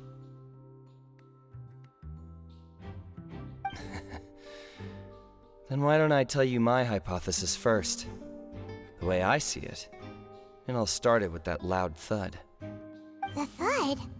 Oh, you mean the sound that happened during the countdown?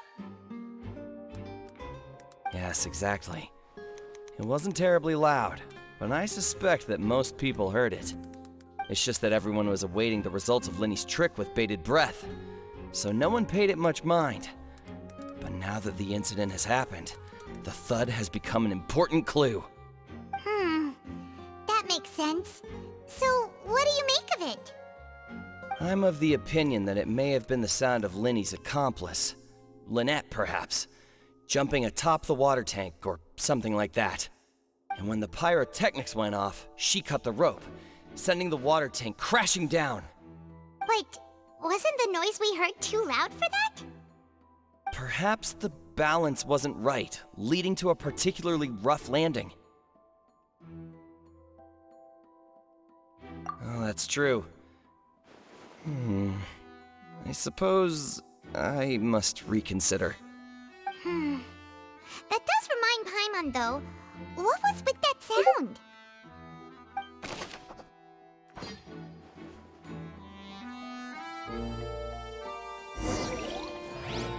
We've checked everything of note here at the performance venue.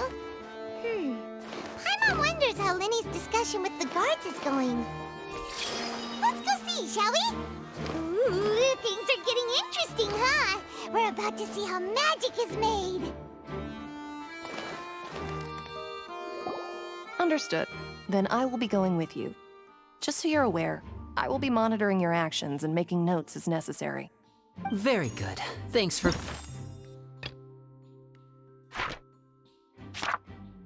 being so agreeable. I'd pull a rose out of my hat as a gift for you if I could. You may spare the pleasantries. I'm just doing my job. You've arrived. Who's this? Me? I'm Spina di Rosula's guardian angel. If you've got a problem, I've got the firepower.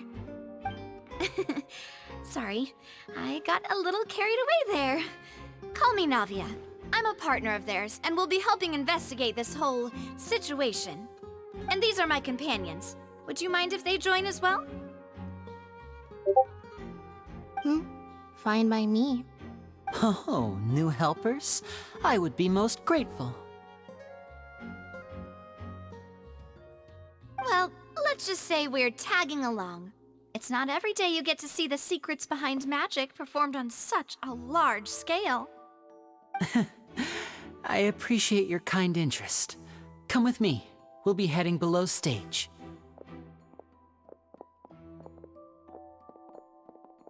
Huh? Below stage? Yes, a world of secrets is hidden beneath this magic box, prepared specifically for this switcheroo trick. But before I reveal everything, you should have a look first. Notice anything strange here?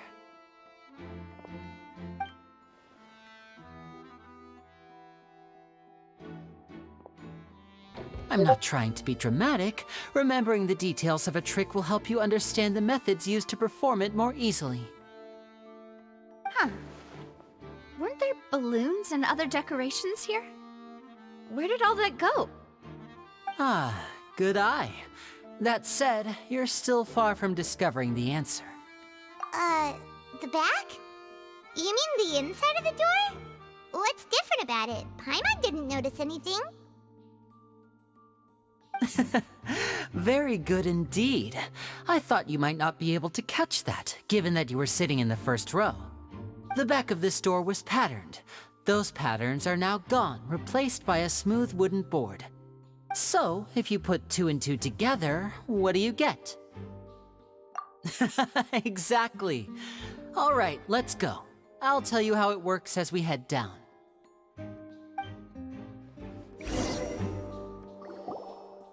Oh, so there was a passageway under the magic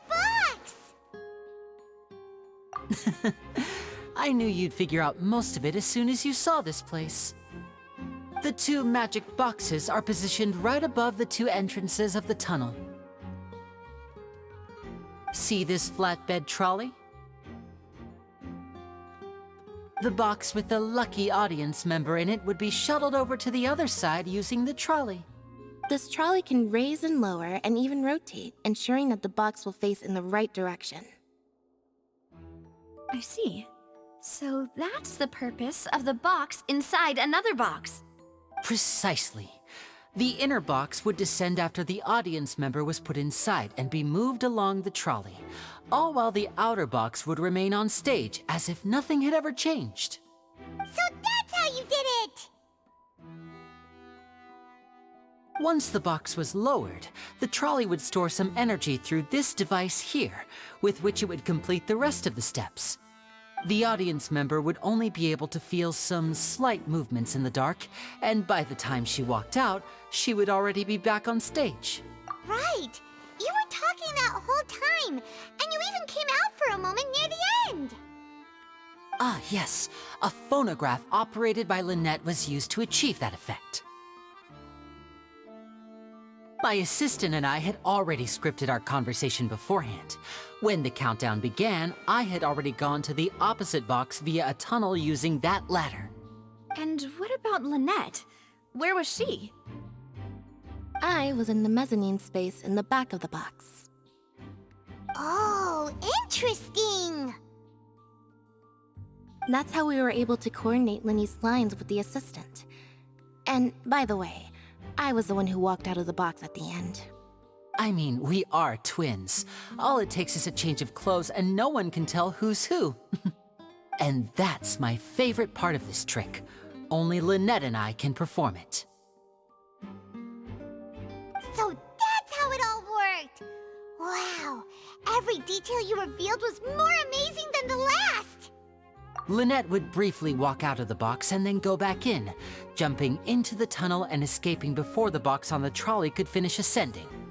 And then I walk out of the other box in the audience area, and the trick would be complete. The operative word here being would. But as you saw, Cal was in the box, not our audience member. She, on the other hand, mysteriously vanished. We really don't know how that happened. If not for that interlude, this would have been an astonishing trick. I probably never would have figured out how you pulled it off. And yet, to think that someone was able to use this magic trick to commit a crime. Could we have a look around? I think we can come up with some more leads. This is the scene of the crime, so Linny and Lynette are not permitted to stay here. I'll escort them back up. Yes, of course. No need to be so strict now. I won't disappear into thin air, you know. Thanks, everyone. We're counting on you.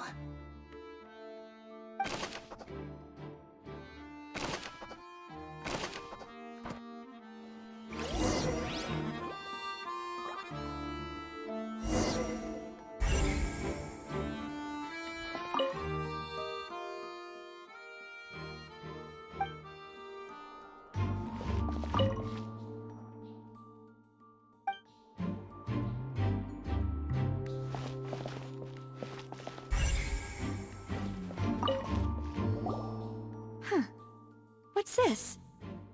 Looks like a hook tied to the end of a rope. Huh? There's all kinds of odds and ends here. Perhaps it was a prop for a different trick. But why would it have been left here? Whatever it is, let's make a note of it first.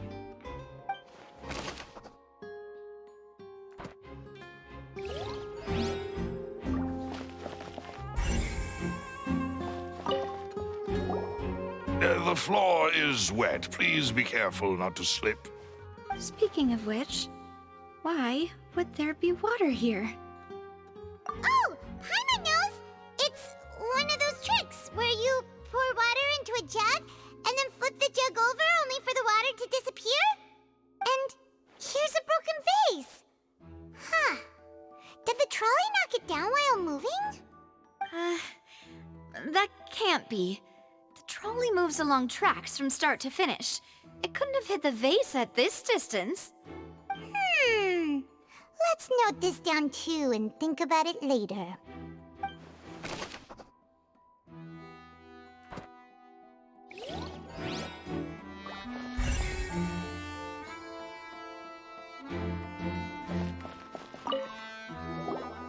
Oh, these are the clothes that the lady chosen from the audience was wearing, right? Her clothes are here, but she's nowhere to be found. Right. And do you really need to do that if you're kidnapping them? Ugh, this is so confusing. Paimon doesn't want to be a detective anymore.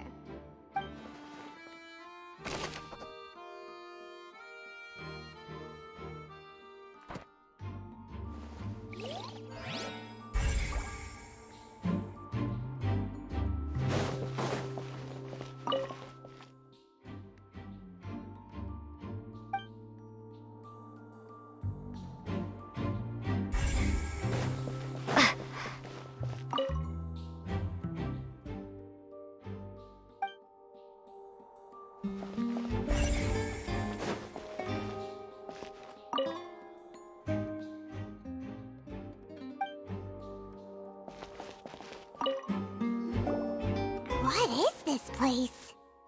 It seems someone could fit through here. Huh. Could this have been the suspect's escape route? Alone, perhaps. But if they had to pull another person with them, this space would be too narrow. But there are no other ways in or out of here.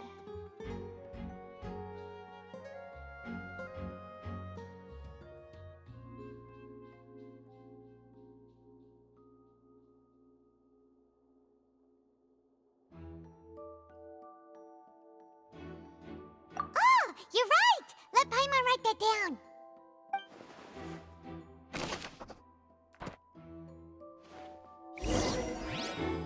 Seems we're just about done investigating down here. Yes, let's head back up.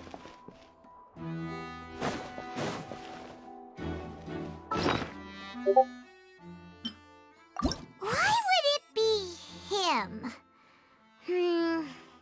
How strange. Whoever the murderer was, they must have made preparations well beforehand. This rope was obviously tampered with. People needed to register and reserve a seat for the show. That, combined with this number selector, could allow you to pick a young lady instead of some old fogey. This is probably a prop, too. Oh, looks like it could hook onto a lot of things. Like the Traveler's fishing rod! This flower vase is probably a prop for the show. But it also could have been used in the crime. Paimon doesn't get this at all. You think about it for a bit, Traveler. Well, there was no chance Paimon could have seen that the box had 2 layers. And that's why only the 2 of them can perform this trick. Digging a tunnel just for a magic trick? Whew, that must have been a lot of work. That size wouldn't have been a problem for Paimon.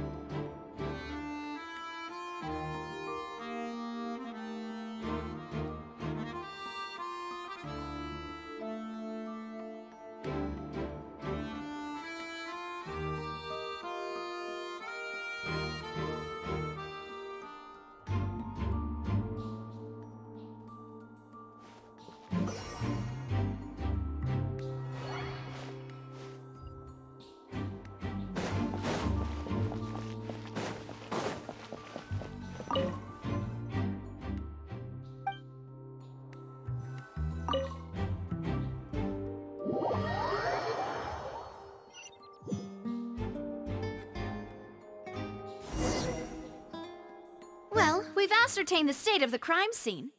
Let's find a place to sort out our findings once Malus returns. Seems to me that there are several things that don't add up here. Apologies for the wait, demoiselle. So, what did the guards say? Did the criminal escape through the vent? They believe the odds of that are very low, since the vent leads to the Opera House's basement. The guards have checked the area carefully. No one left through the basement during the performance or after the incident, and no one was found hiding there. So the tunnel's become like a secret chamber then! You know, like the kind you usually see in novels. The plot thickens. Halsey's disappearance and Cowell's death are both quite inexplicable. No wonder Farina was so confident in her accusation. All the current evidence points toward Linny and Lynette. In other words, the charges are very likely to be upheld unless we make some considerable progress. Charges and then trial. So if the charges are upheld, they'll announce a sentence? That's right. This is how a trial goes in the Opera House. During the proceedings, the Chief Justice and the Oratrice will hear statements from both sides. That's right. This is how indemnitium is produced. The statements from both sides, the defenses from attorneys, witness testimonies, and even the audience's emotions will all be projected on the Oratrice. To put it simply, it's as if the Oratrice has its own will, and is a judge in its own right. This also precludes any kind of favoritism on the part of the Chief Justice. Not that this has ever happened anyway. Once both sides have finished speaking, the Chief Justice will make his final decision. This, too, will be used by the Oratrice as a reference. Then, finally, the Oratrice will be consulted by officials. The result it returns is the will of justice itself. Huh? So that machine is the one that actually decides? Paimon thought Neuvillette called the shots. In practice, there is very little difference. Both have always come to the same judgment, which is why people have great faith in the Chief Justice. Ah, yes, the guards also asked me to convey that none of us will be allowed to leave this place before the trial. Huh? Why? Because we've chosen to act as the twins' proxies. That makes us persons related to the case. They're concerned that we might be colluding with outside parties, or that we might find outside help to disrupt the case. And even if that were not so, it could prove problematic if we happen to spread key information about the case ahead of time. I'm ready to break out at any time. Whoa, whoa! There's no need for that! Paimon thinks they have a point. That said, are they providing food? Of course. I just hope you don't mind the lack of options. I'm afraid that catering to all tastes is not in the cards, nor is any guarantee of balanced nutrition.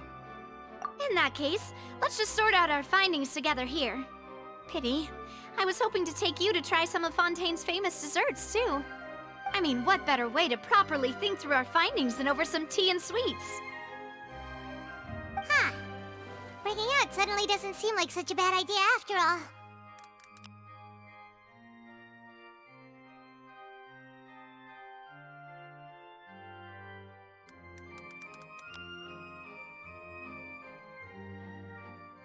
Just kidding! Just kidding! Paimon will still do her best, even if there are no snacks. Hmm? What do you mean, no snacks? Of course we'll have snacks. If we cannot buy some, then we'll simply make some. Huh? Here? But how? Understood, Demoiselle. Everyone, please come with me.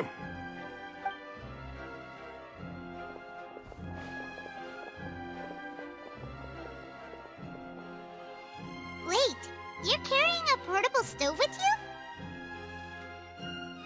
Yes, I must be prepared to meet the Demoiselle's baking needs whenever the fancy strikes her. I have eggs, sugar, and almonds at the ready. Good work, you two. Then I'll get to it. Please sit tight for a moment. You'll get to taste my awesome snacks soon enough. These three are quite the interesting group.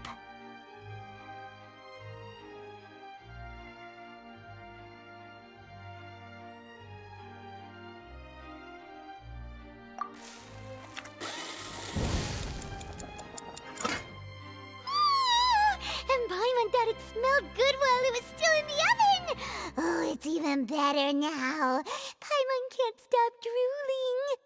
From the way you had these two guys carrying all that stuff around, Paimon thought you'd have them do more during the baking process. But you ended up doing the entire thing by yourself! Beating the egg whites, grinding almonds, everything! I was applauding. And I was giving encouraging smiles. Paimon was just thinking, aren't you worried about getting your fancy dress dirty beating egg whites and baking like this? Well, I don't think it's carved in stone anywhere that fancy ladies can only read books, sip tea, ride horses, and play the piano. I just really enjoy making snacks.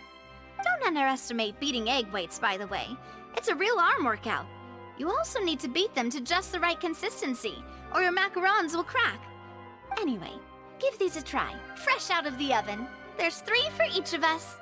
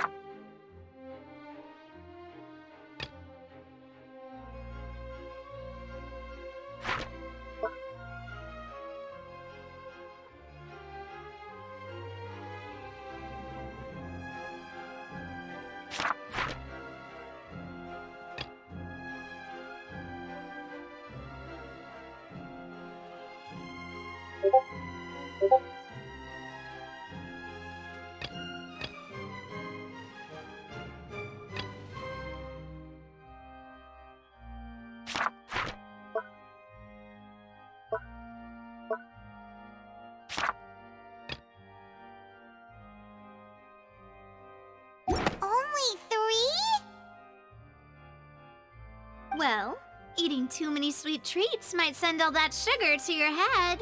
You wouldn't be able to think clearly about the case on a sugar rush, would you? Tea is ready to be served as well. This is Demoiselle's favorite, strong black tea with a floral fragrance that clears the mind and lifts the spirit. No need for concern. I'm merely doing as I should.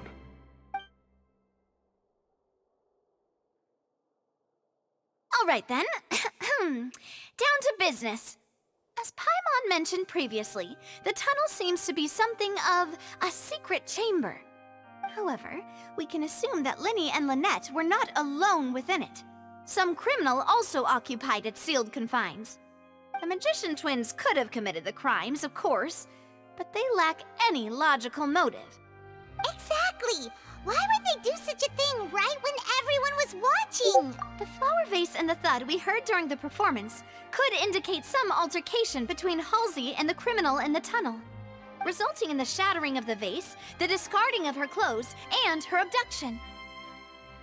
Perhaps the criminal thought that since she was chosen from the crowd, she would be too easy to identify if she was still wearing the same clothes. Paimon thinks that makes sense, but the real trouble is... True. None of the clues we found thus far support the existence of this third person. But the only people left to consider are both technically victims, whether it's the missing girl, Halsey, or poor Cowell. Huh. Could Halsey have secretly made modifications to the magic props in order to murder Cowell before making her escape? That's right. And even if she had tampered with the setup, she would need to understand the entire trick to pull it off. Nor does she have any motive. The guard said that she has never had any dealings with the Magic Troop's members. Were we not thorough enough in our search? From the sound of things, this is turning into an impossible case. Your macarons are amazing though, Navia. They smell great! They're nice and crisp and super sweet! They are my specialty after all. And I see you've already had 5 of them. What? 5? Oh, that can't be right.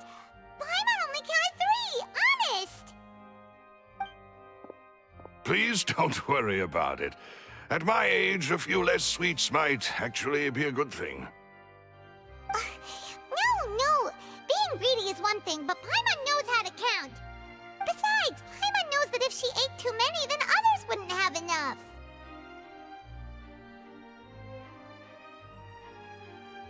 Wait, even you don't believe Paimon? How could you? If Paimon ate those 2 extra macarons, then may they turn into stone in her stomach! All right, we get it.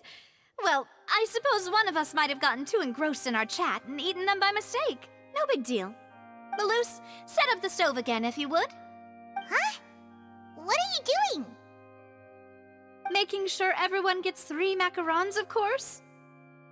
Exactly. We don't want to trouble you. As you wish, Demoiselle. And I have the egg, sugar, and almonds. Well, this really is your hobby, huh?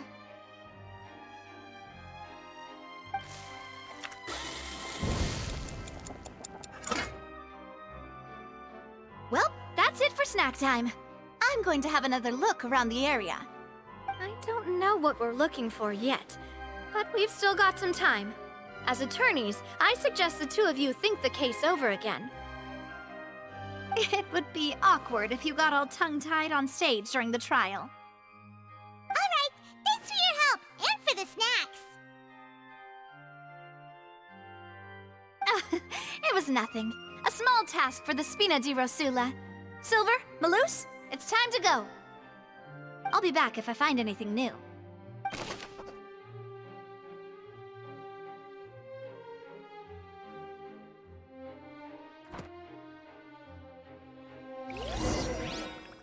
All right, it's time to put our heads together. We've got to get our defense ready for the trial. Oh, it's probably gonna be a long and difficult case. There's no point in worrying about about that now. We just need to prepare. Here, take Paimon's notes. They should help you review the situation.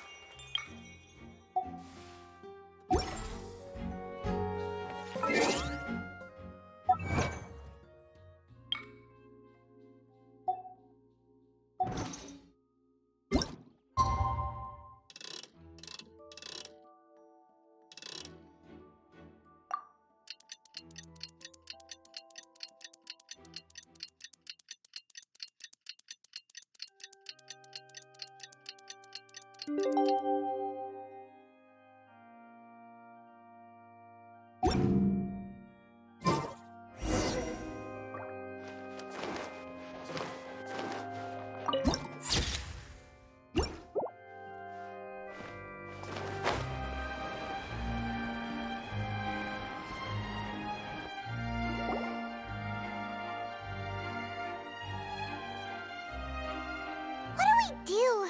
The whole situation is so confusing. Good plan. Impossible things don't just happen. We'll get to the truth one way or another. Just relax.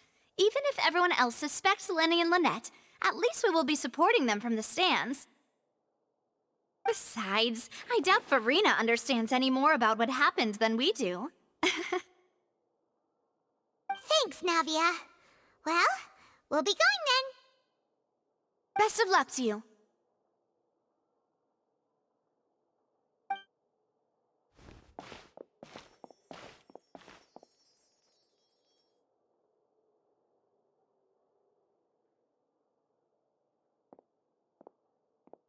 Ah, finally, you're back.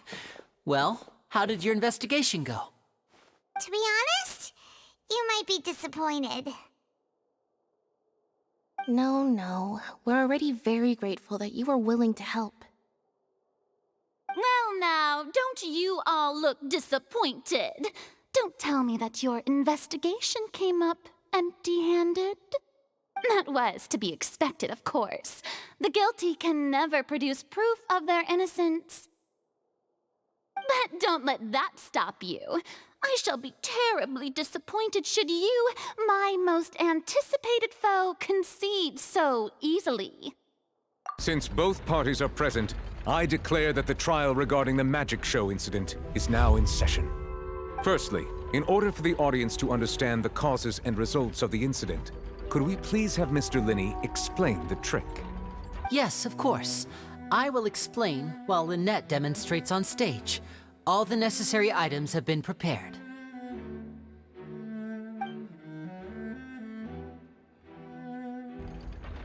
Thank you, Mr. Linney. In that case, I take your statement to be that you ran to and remained hidden within the magic box in the audience stands once the trick began, and thus could not have committed the crime. Is this correct? Yes, that's correct, Your Honor. In that case, I call upon the prosecution. Lady Farina, do you wish to refute his statement in any way? Why, of course I do. Allow me to take the first shot and break this case wide open. Mr. Linney is clearly lying. There is no way you could have been in the box the whole time if you were to abduct Halsey and murder Cowell. In fact, I'd say you were hardly in that tunnel at all. That is simply your hypothesis based on the presumption that I'm guilty. Oh, is that so? And if I may ask, what did you hear while you were inside your box? The roaring countdown of the crowd, of course. That's how I kept track of the time and built anticipation for the finale. And you didn't hear anything else at all? Nothing that might leave an impression of any kind? No, nothing. I see. But when the count reached 30 seconds or so, there was a thud. One so loud that I believe practically everyone heard it. Huh? Hey, hang on. Something's not right here.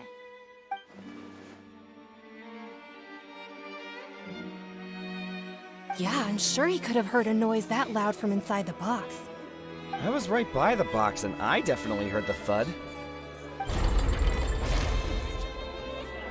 Look at those scales. Could those mean... Well then, ladies and gentlemen, allow me to use the words of the magician himself. You never know what can happen in the blink of an eye. Indeed, it seems his alibi can also collapse in the blink of an eye. Of course, I have armed myself to do far more than smash your alibi. Confidence cannot go unfounded, and my foundations are rock solid. Tell me, aren't you and Lynette actually from the House of the Hearth? The House of the Hearth?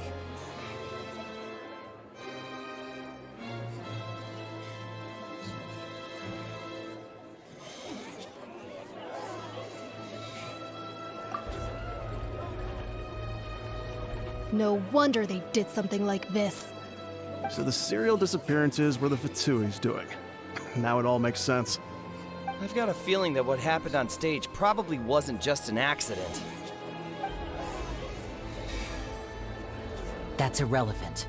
Our identities have nothing to do with what happened. Indeed.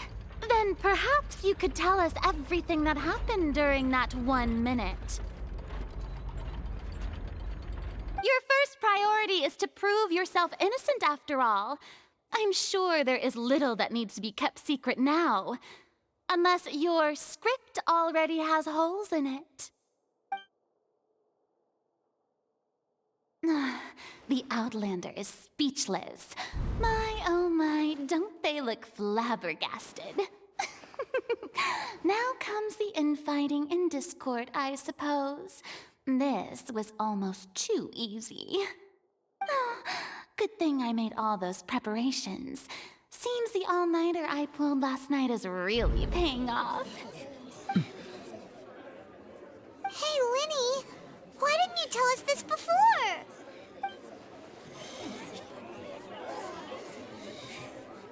Order! Order!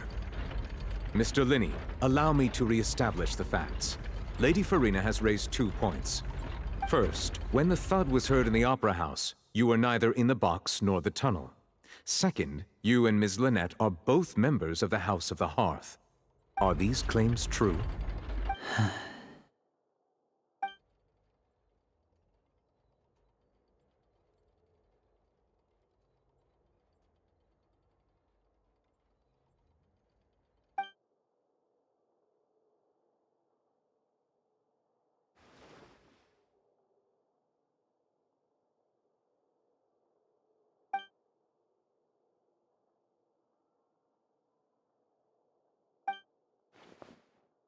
Please answer my question, Mr. Linney.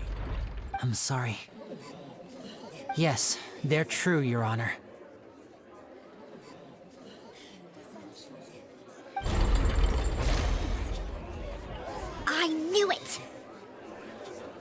if that's it, we might as well move on to the sentencing already. What should we do now? Granted. In that case, what is your request? Is that really necessary? They're already as good as guilty. The defendant deceived their own attorneys. What is there left to discuss? Order! Order, I say!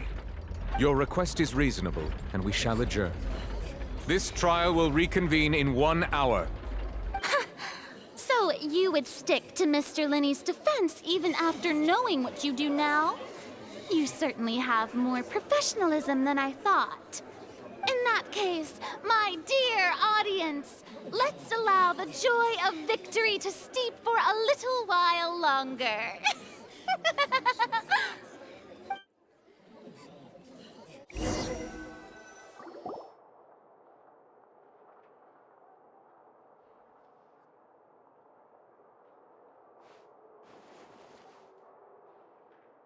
Well, this is awkward. I didn't think the Hydro Archon would dig all that up. I'm sorry, Traveler and Paimon.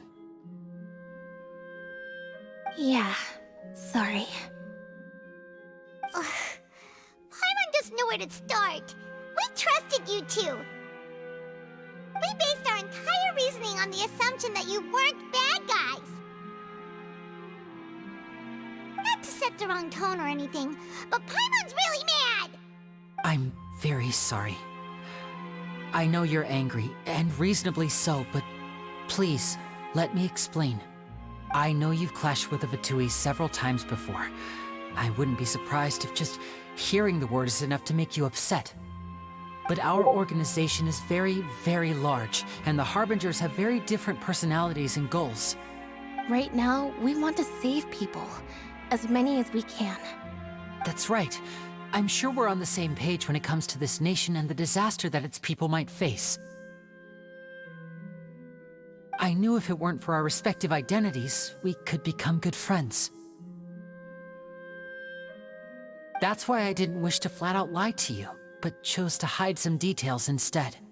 The truth is very important, but being completely transparent about everything would see us spending more effort than we need to. Right. So, you be the judge. Heck, if I were you, I fear that I'd even struggle to trust me at this point. You met a Fatus who works as a magician, a trickster by trade. All by coincidence, too. But still, I'm asking you to trust me. I am no criminal. At least, not in this case. Sorry. Please forgive us. Well, you both say that, but... Right. Let's hear your answer first, and no lies now! Of course. I'll answer any question you ask. We've been trying to find out how the Oratrice operates. We want to know why it has a consciousness. Why can it deliver sentences accurately? During our investigations, we learned that the machine's core is beneath it. From that moment on, Lynette and I have been designing this box swap trick, with the objective of getting close to the core. Is that why you needed a whole minute? That's right. In truth, the audience would take about 75 seconds to count down from 60, while I would only need 15 to get to the opposite box. So, after jumping into the tunnel, I accessed the Opera House basement via the vent, and went to investigate the room in which the core is stored. That air vent was created during the construction of the tunnel specifically to execute this step. Well, nothing. As soon as I reached that room and was about to investigate, I heard someone's voice. Which should have been impossible, of course. I was quite certain that I was the only one in the room. That voice seemed to recognize me and tried to speak to me. I chose to err on the side of caution and retreated the way I came.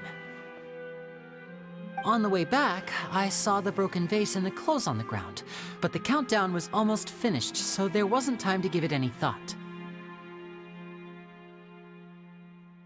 After that, the homicide occurred just as you saw. Well, that explains explains why you didn't hear the thud. Because of that prophecy I told you about, of course. We must know all we can about this nation's secrets in order to deal with that prophesized crisis. That's the only way we can save everyone. So, there you have it. The whole truth. I swear, I didn't hide anything from you this time. It was never my wish to proceed under this cloud of mistrust either. But like I said earlier, you can be the judge. If you want to leave because you don't trust the Fatui, there's nothing I can do to stop you. Well, Traveler, you decide. Paimon will follow your lead however you choose.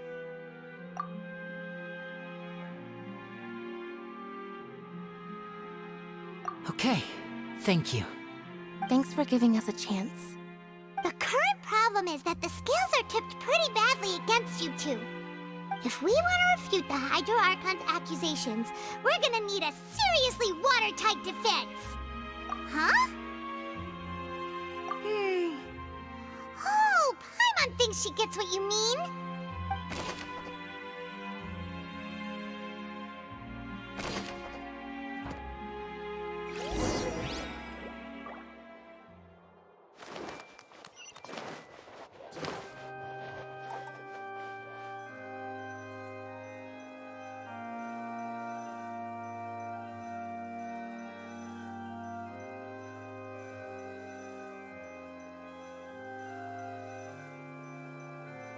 What they say is true.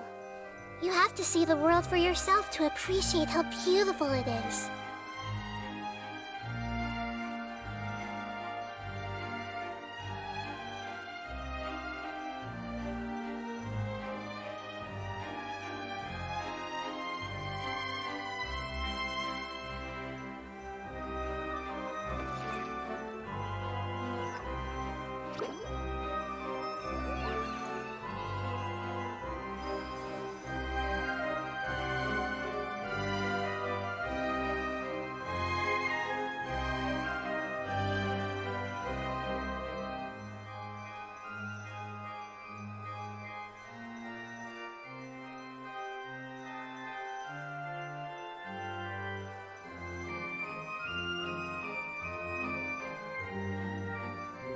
Something on your mind again? Let's work through it together. 2 heads are better than 1.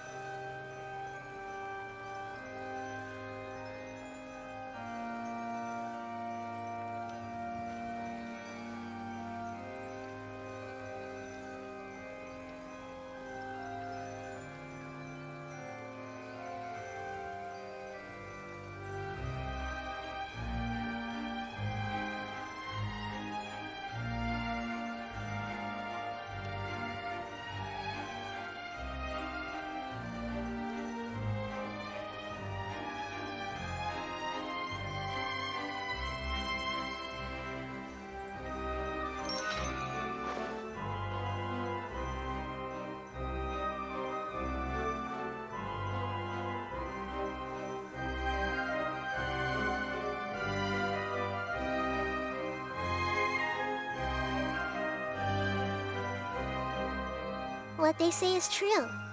You have to see the world for yourself to appreciate how beautiful it is.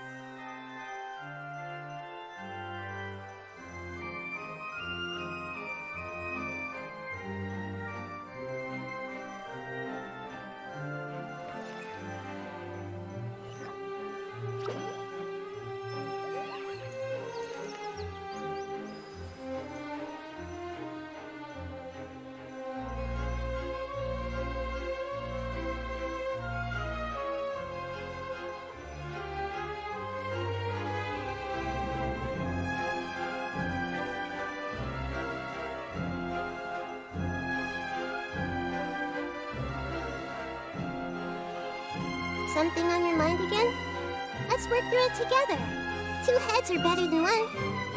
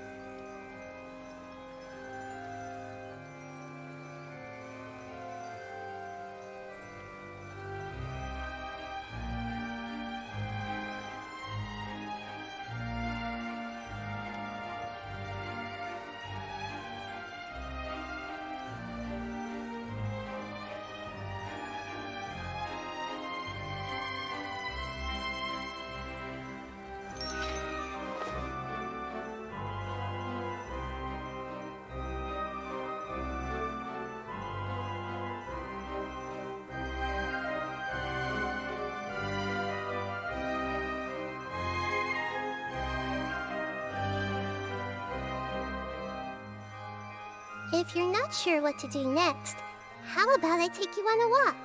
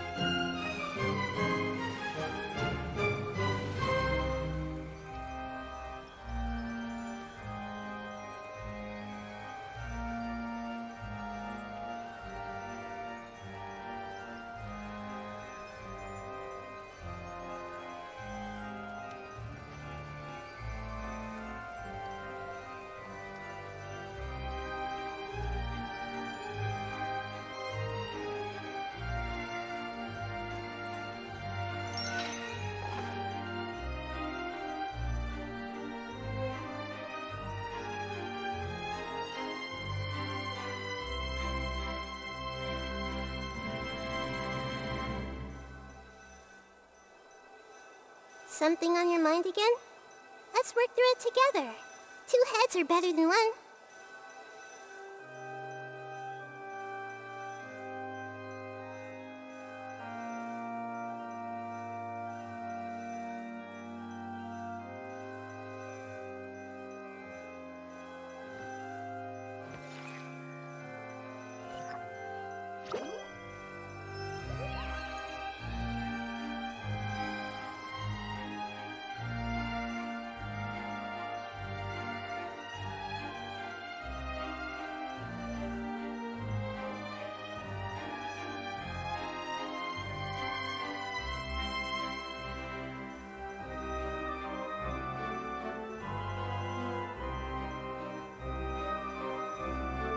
If you're not sure what to do next, how about I take you on a walk?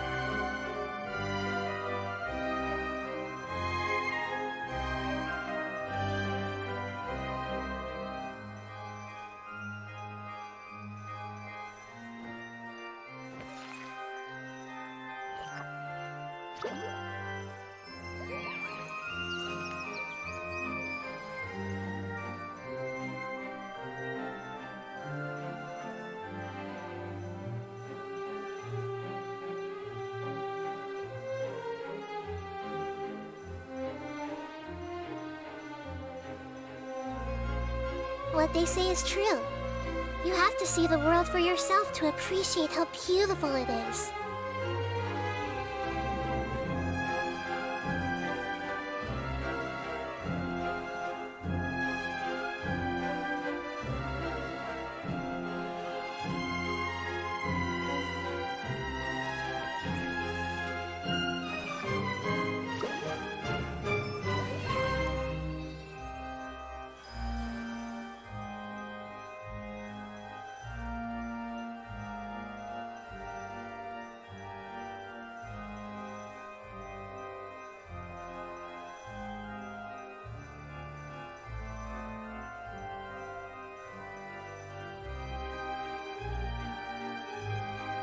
Something on your mind again? Let's work through it together.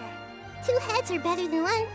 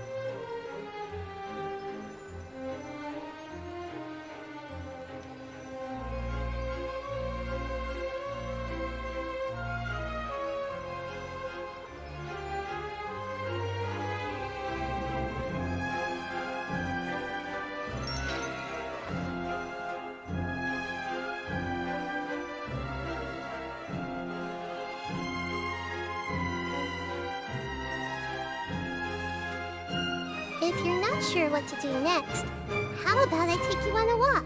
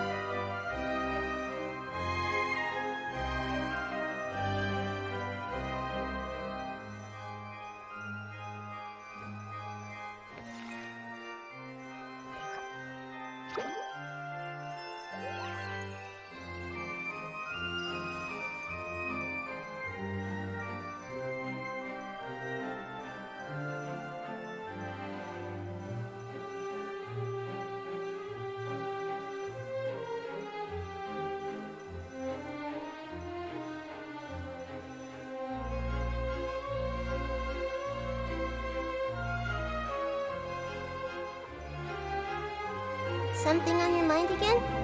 Let's work through it together. 2 heads are better than 1.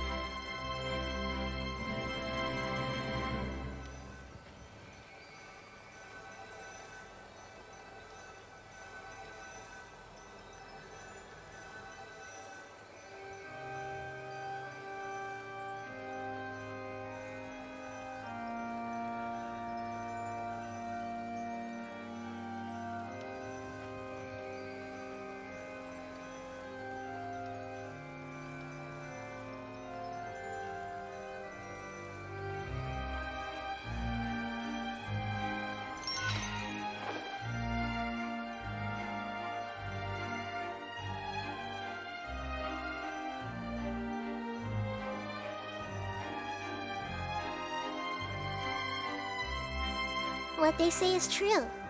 You have to see the world for yourself to appreciate how beautiful it is.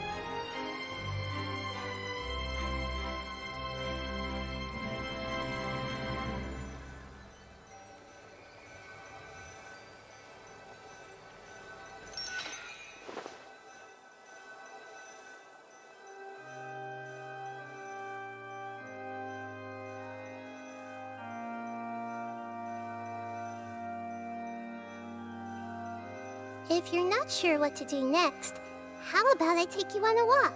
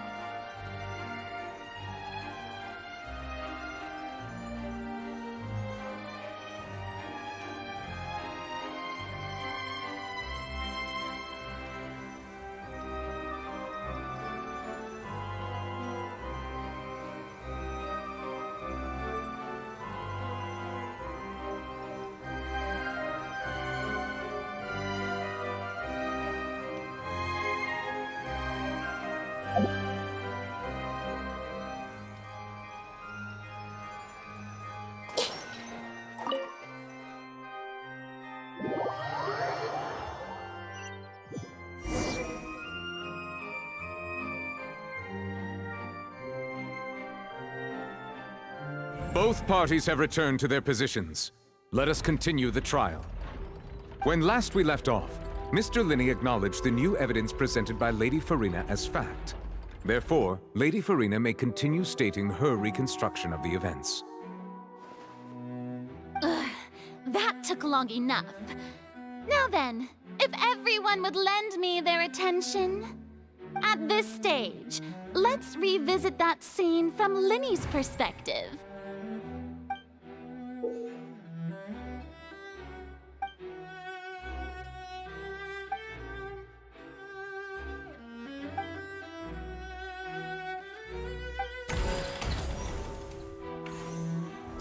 As the countdown began, he entered the tunnel.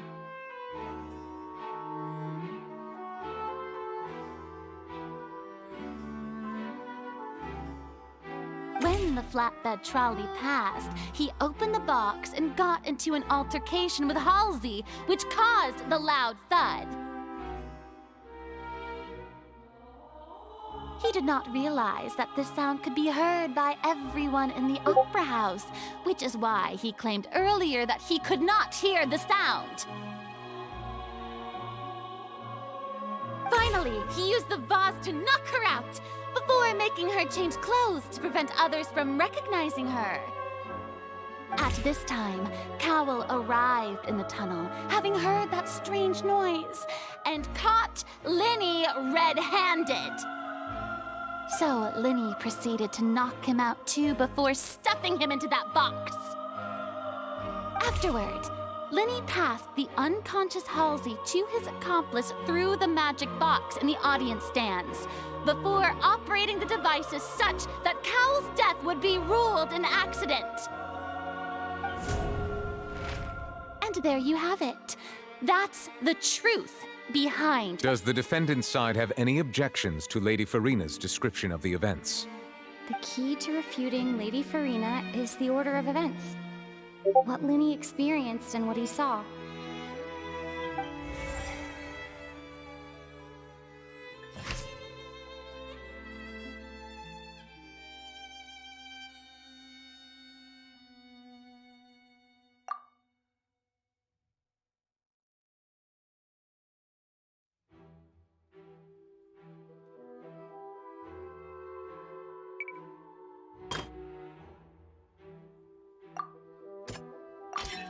According to Linney, he left via the vent after entering the tunnel. He couldn't have had that altercation with Halsey.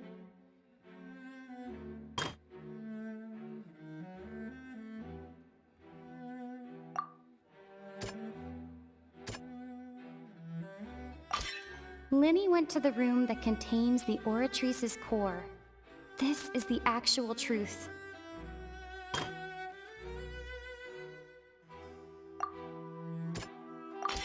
Linney did not take part in the underground altercation.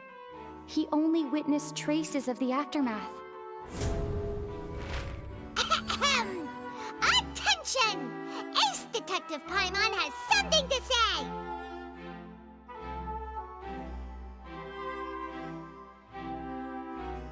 When the countdown started, Linney did indeed go into the tunnel.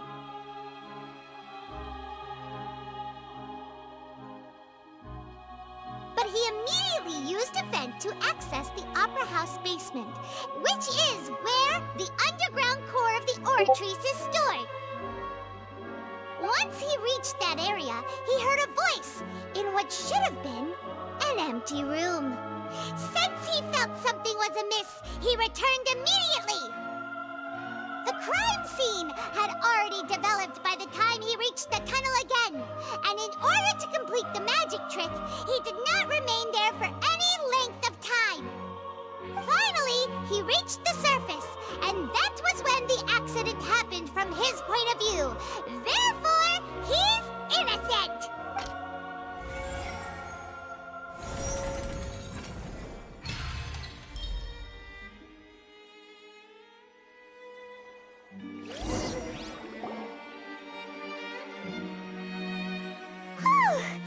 Paimon did it! Paimon actually managed to say all that! Wasn't it awesome? In other words, You believe that he knew nothing of the incident? That's right! My reasoning?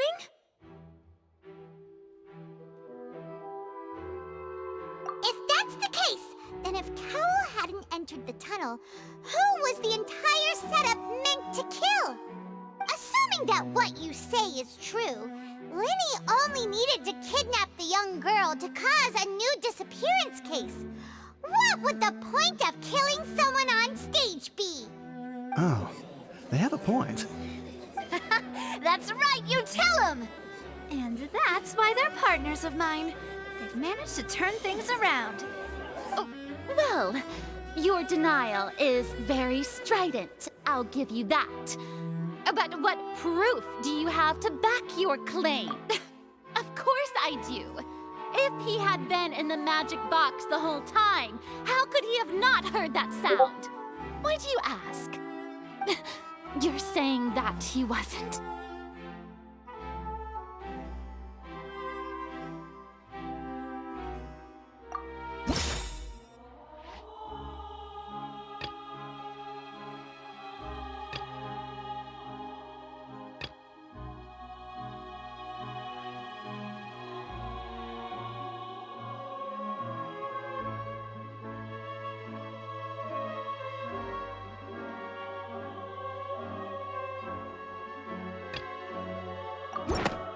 That's right!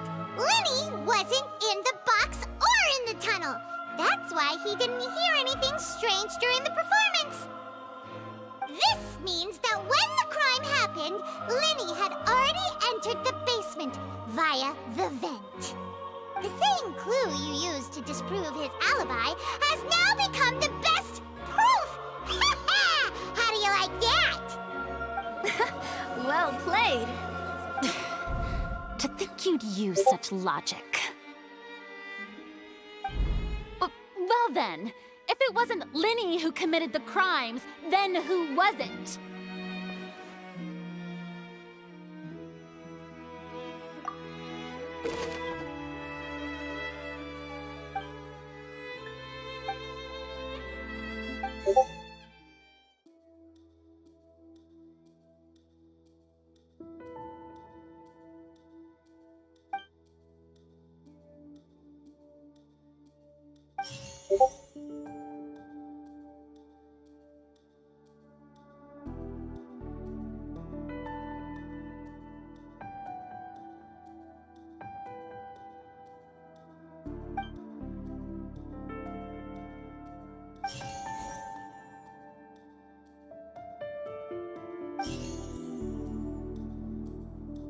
The deceased's name is Cowell, Linny's assistant.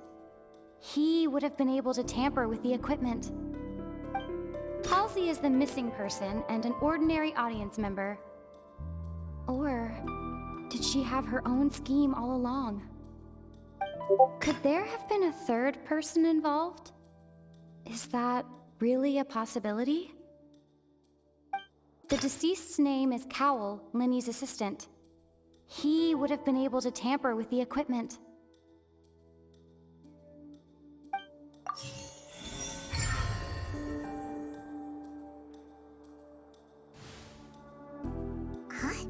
Huh? That can't be right. Are you serious? The killer was, in fact, Cowell, the deceased! Oh, is that so? How interesting! Let's hear your reasoning then. What I must do next is recreate the truth. What Cowell did, and how he went from would-be perpetrator to victim.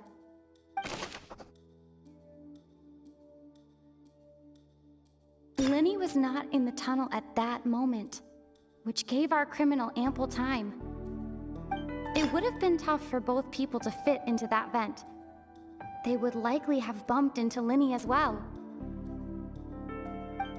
No one entered or left the opera house through its entrances. So, where would the criminal have wanted to take Halsey?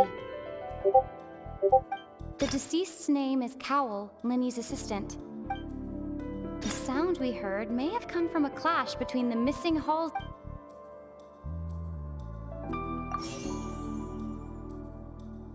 The sound we heard may have come from a clash between the Lenny was not in the tunnel at that.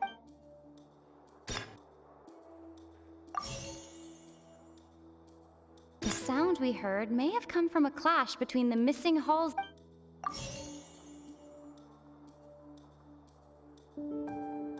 The deceased's name is Cow. No one entered or left the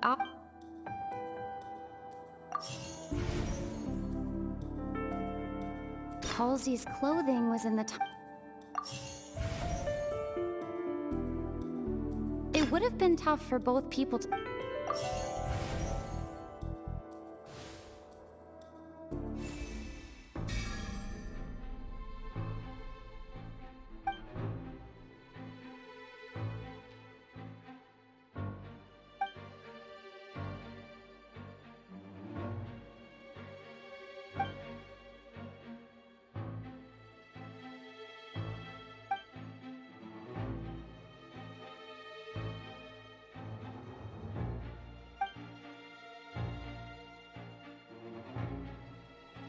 What's wrong, Traveler?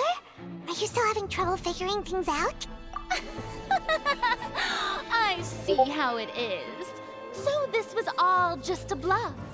And here I thought you had something to show for it. But it seems you're still far from the truth. Look, since we're at a dead end, why not consider a different track? Just like the trick as it transpired, the end result must have been utterly different from the magician's initial design. If only we knew how Halsey disappeared.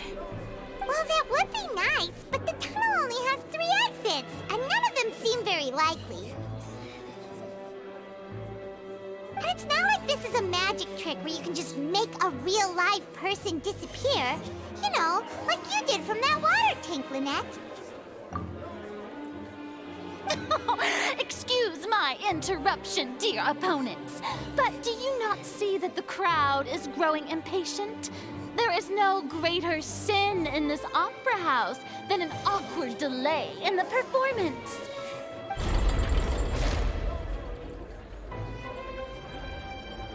If the defense is unable to make further effective arguments, we will move on to the next stage of the trial.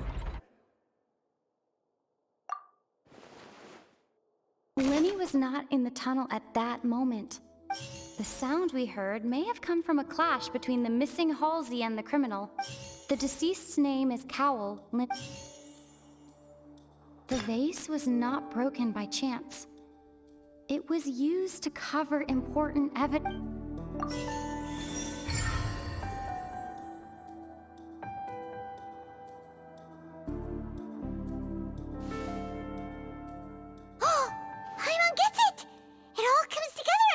Disappeared instead of being kidnapped? Lynette escaped from the water tank, vanishing gradually and leaving only clothes behind. If there's a similar method where a person could be transformed into water... Just a moment, please. I do hope you know how preposterous you sound at the moment. How could a person ever be transformed into water? This is reality we're talking about here, not some magic trick. Must we really? I should think that of anyone. Your friend Linny already knows this truth very well. Magic tricks are ultimately just illusions and misdirection. But Halsey's disappearance is very real. We're talking about 2 completely different things. Even so, I trust the Traveler's judgment. The truth must be out there somewhere. Perhaps some new line of reasoning may open if we try to gather all the focal points that don't make sense. Since Cal was the deceased, we haven't placed much attention on him. But given that we aren't making much progress with the case, it wouldn't hurt to have a look at his belongings, would it? people really do come up with all sorts of harebrained schemes when at the end of their rope. The way I see it, your suggestion that we broaden the scope of our investigation is nothing but a tactic for stalling the trial. Nevertheless, I believe that this is a reasonable request on the part of an attorney. Since the trial does indeed appear to be at an impasse, I believe that additional evidence may help us make more progress.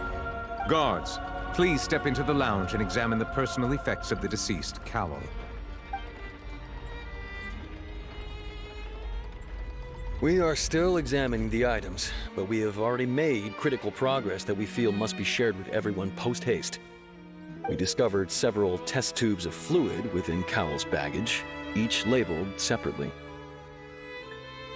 The notebook in his backpack claims that these fluids are water from the primordial sea.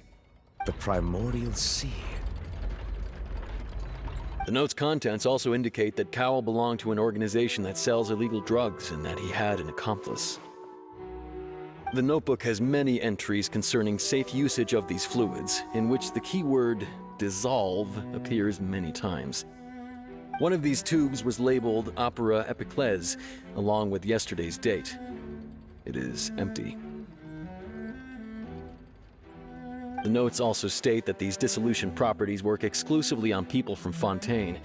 It's likely that Halsey was chosen as some sort of test subject. As such, we believe that the defense's hypothesis is, in fact, supported by sufficient evidence. You've got to be kidding! People dissolving into water? Could something so ridiculous actually be true? Wait a moment. This reminds me of a certain prophecy, but it's just a coincidence, isn't it? Huh. If people can become water, does that mean that the water tank's real use was as a means to hide water stains? And if Cowell was targeting that girl... Wait just a minute. Could that mean... You two, with me, quick! Demoiselle, wait! What about your partners? Let's go. Just trust me. Order! Order! It is undeniable that further examination of the deceased's personal effects has yielded some surprising results, but we cannot yet verify the veracity of these clues. Still, let us assume that these clues are indeed authentic, albeit with the understanding that Ms. Halsey has yet to be found. Guards, please continue examining the items along these lines. Mr. Linney, it appears your hypothesis is supported by the evidence, so please continue speaking. Of course. Thank you, Your Honor. If we uphold this hypothesis, I believe that many of this case's seemingly unrelated clues can be connected together. Right! Like the metal hook! That one didn't make sense at all. Let's think about this. Cowell's methods must have something to do with that water from the primordial sea.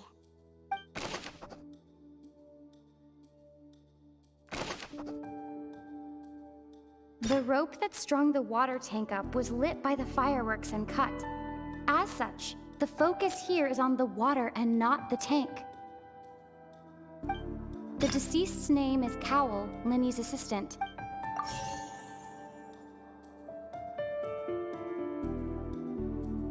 Now it seems like the hook rope was not meant for another magic trick, but was instead some form of triggering mechanism. The water from the primordial sea should already have been prepped before Halsey entered the magic box. Lynette was in the magic box on stage the entire time. Did she have something to do with this? I remember there was something else within the inner layer of that box. Now it seems like the hook rope was not meant for another magic trick, but was instead some form of triggering mechanism. The water from the primordial sea I remember there was something else within the inner layer of that box.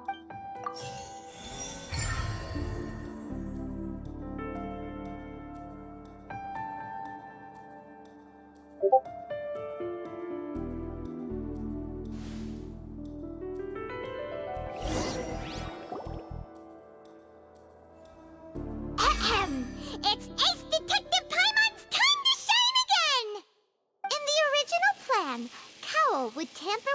water tank rope, and the number selector securing his target. When the magic box containing Halsey was lowered, the metal hook would retract gradually and pierce the balloon at the top of the box. When the balloon attached to the box popped, the water from the primordial seed inside it would pour down and dissolve Halsey. Afterward, Cowell would enter the tunnel and break the flower vase to conceal the water inside the tunnel, with the remaining evidence being covered up by the water tank on stage. But he encountered something unexpected in the tunnel, and wound up being fatally hit by the same water tank he meant to use to cover his tracks. Huh. That does make sense. That actually links together a lot of the more confusing pieces of evidence.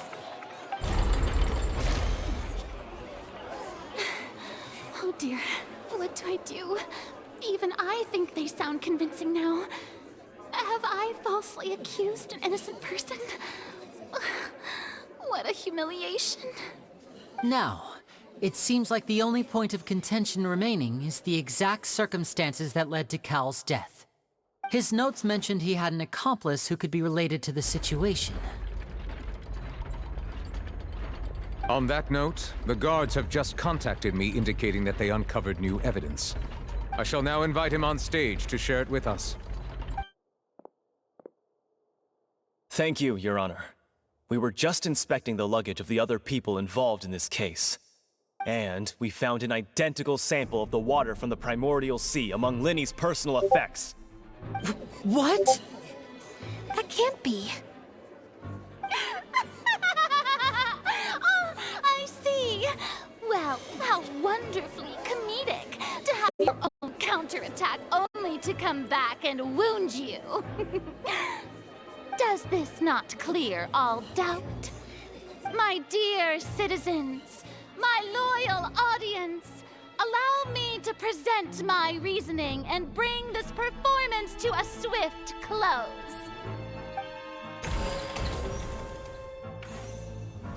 Linny did not need to take part in the dissolution of the young woman at all.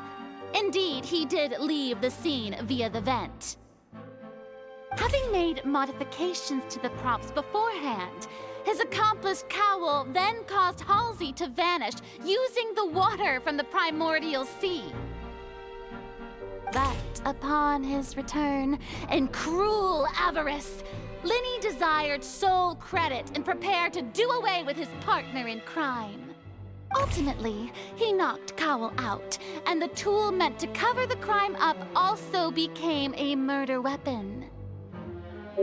Now, as much as I regret having come to such a viciously straightforward conclusion, it does seem that the famed Fatui is quite the cold-blooded and ruthless organization. Am I right, Mr. Linny? We've used up all the evidence we collected. There's no way for us to make a rebuttal here. Is this the end of the road?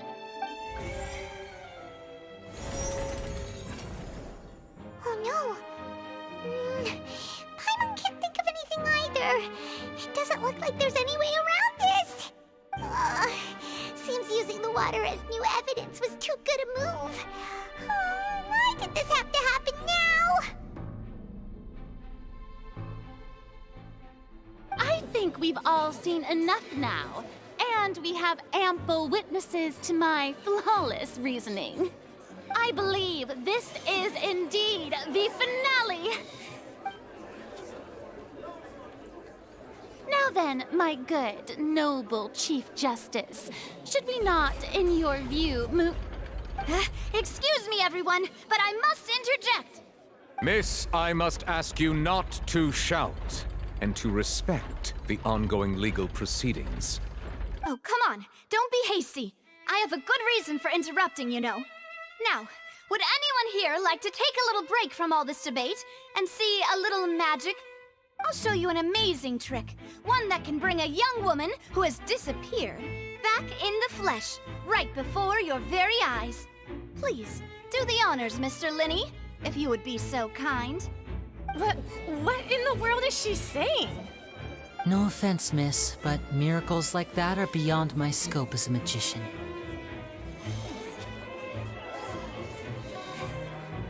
Come on now, don't be silly. Magic is all about misdirection, isn't it? It often conceals the truth while presenting a fascinating illusion. But once everyone believes the illusion, can't magic reveal the truth to them once again? And wouldn't such a trick be the most marvelous finale to today's performance? Come on, Lenny and Lynette. Give it another go. Don't worry. Spina di Rosula has made the necessary arrangements on your behalf. But as the magic makers and stars of the show, I think I should leave the final performance to you. I understand.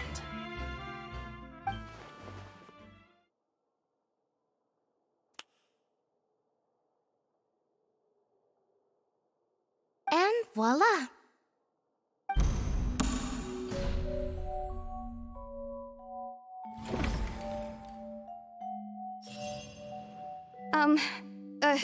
Sorry for the interruption. Wait, isn't that Halsey? So the whole thing about people dissolving wasn't true after all? To be clear, I'm only here because this person told me that if I testified, the merit of doing so would lessen my sentence. I was hiding outside this room listening to the proceedings because I was afraid that I would be the one put on trial. I was just feeling happy that no one had noticed me, and then before I knew it, she caught me. That'll teach you to underestimate us three. Where should I begin? I'm sorry. I'm the one who killed Cowell. I admit it. What? Why? Firstly, my name isn't Halsey. It's Lillian, and I'm originally from Mondstadt. I heard that Linny's show was gonna be a real thriller, but I missed the chance to buy a ticket, so I stole one. That's how I make a living. I steal stuff here and there, and I'd never been caught before. But I was noticed at the harbor a few days ago, and I barely got away. Linny was the one who caught me in the act. Hey, no wonder you look familiar. So you were the thief! Liddy even mentioned that you were pretty skilled. Well, and I thought that would have been the end of it, but then the number selector chose me. He even mentioned the Fortress of Meripede. That's a prison, isn't it? So you can imagine how shocked I was. I thought he was onto me for sure.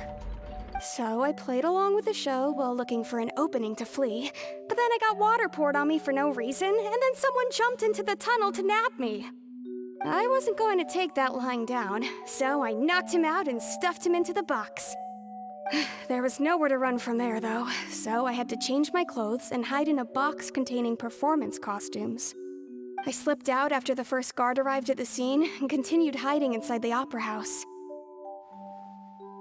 Can a person even hide in there? But I swear I didn't know that the water tank would fall down. Really, I swear it. Had I known that, I wouldn't have put him in the magic box. I may be a thief, but I'm no killer. Well, that makes everything pretty clear now, doesn't it? This time, we need to tell the entire story from Lillian's perspective.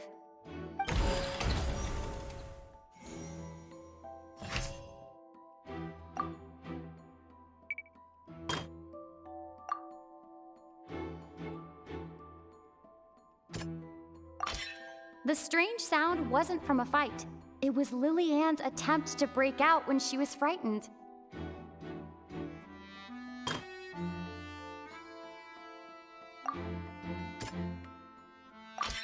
The flower vase was not broken to cover anything up, but was smashed during the struggle between Lillian and Cowell.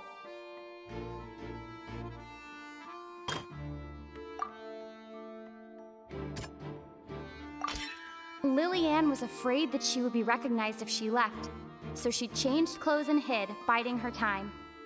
Just what one might expect of an experienced thief. And it's Ace Detective Paimon time!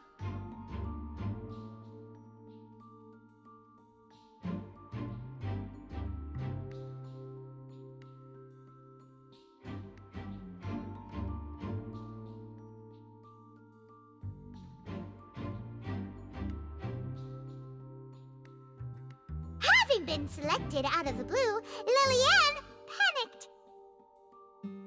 Her panic only intensified after she entered the tunnel and had water poured on her head. So she kicked the door open, producing the thud we all heard. Hearing the commotion, Cowell leapt into the tunnel, only to discover that Lillian had not dissolved. He did not know that Lillian was not from Fontaine, but was a thief who made her way in by stealing a ticket. Mistakenly believing that the water from the primordial sea needed time to take effect, he tried to force Lillian back into the box. The two broke the flower vase during the struggle, but Lillian came out on top, knocking Cowell out and putting him in the box. With no way of escaping, she changed her clothes and hid in the costume trunk until the performance ended.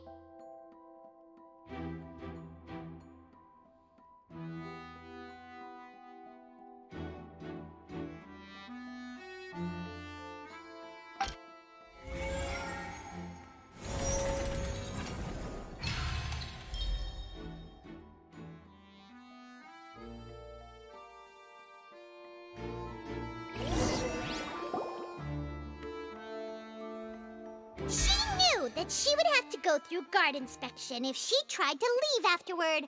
So, she has been trapped in the Opera House these last 2 days. She had already become desperately hungry by the time we were chatting over macarons. So, she swiped 2 of them right under our noses. Talk about a sneaky thief. At this point, all the events that happened in the tunnel have now come to light. Ah, so that's the whole story. Bravo! Bravo!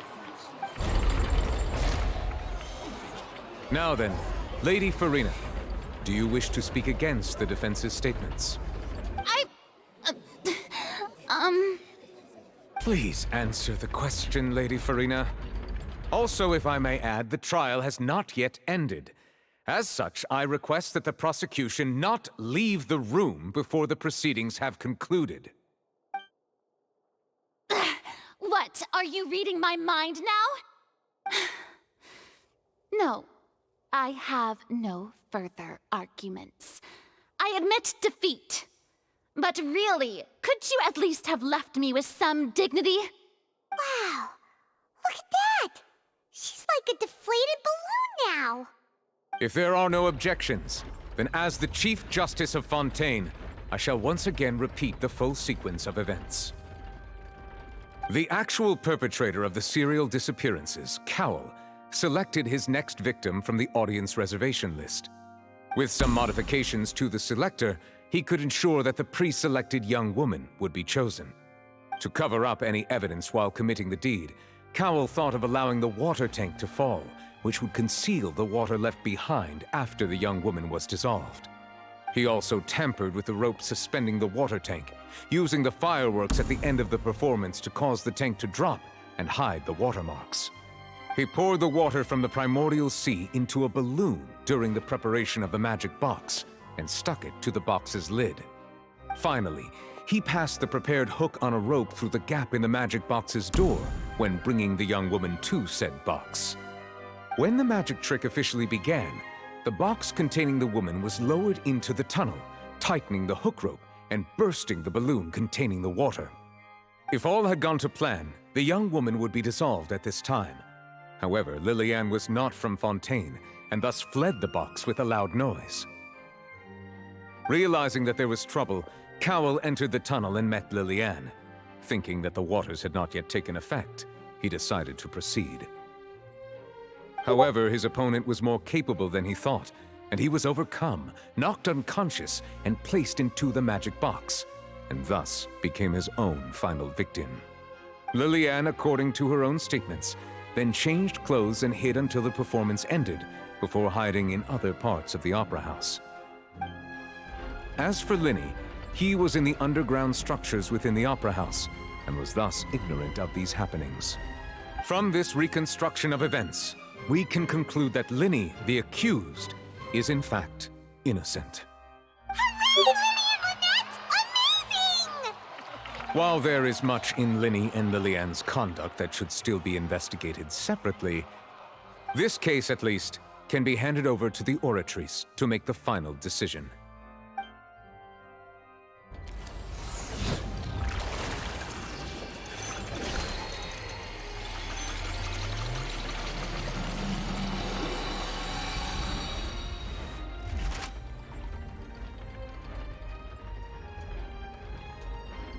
As such, Linny and Lynette are officially declared not guilty.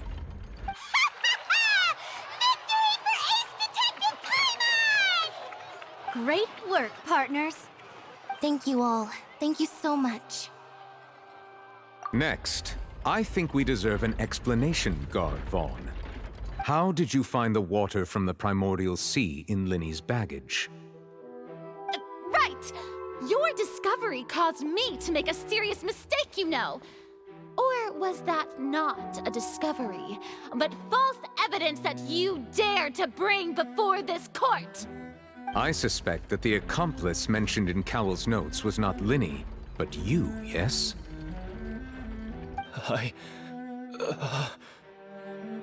I'm sure you know what you must do to lessen your sentence. Speak quickly! Unless you want to earn yourself a one-way ticket to Coupon Town. I was just following orders. We were supposed to place blame for the serial disappearances onto Linny, and thus cause suspicion to fall on the Fatui.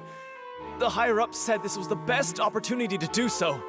And now that your plan has fallen through, and the secrets of the water have been revealed, you have become a liability to said higher-ups, yes? Therefore, you would be wise to tell everything you know, and seek the protection of the guards. Yes, I'll tell you everything I know.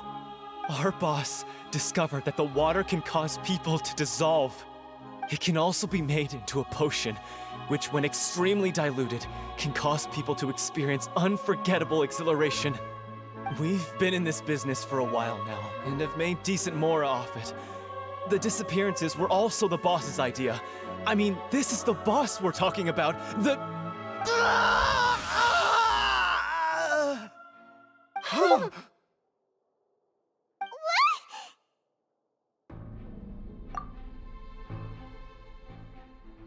And now he can no longer talk. Such ruthlessness. I shouldn't have expected any less of them. An outrageous act. All present, please submit to inspection immediately.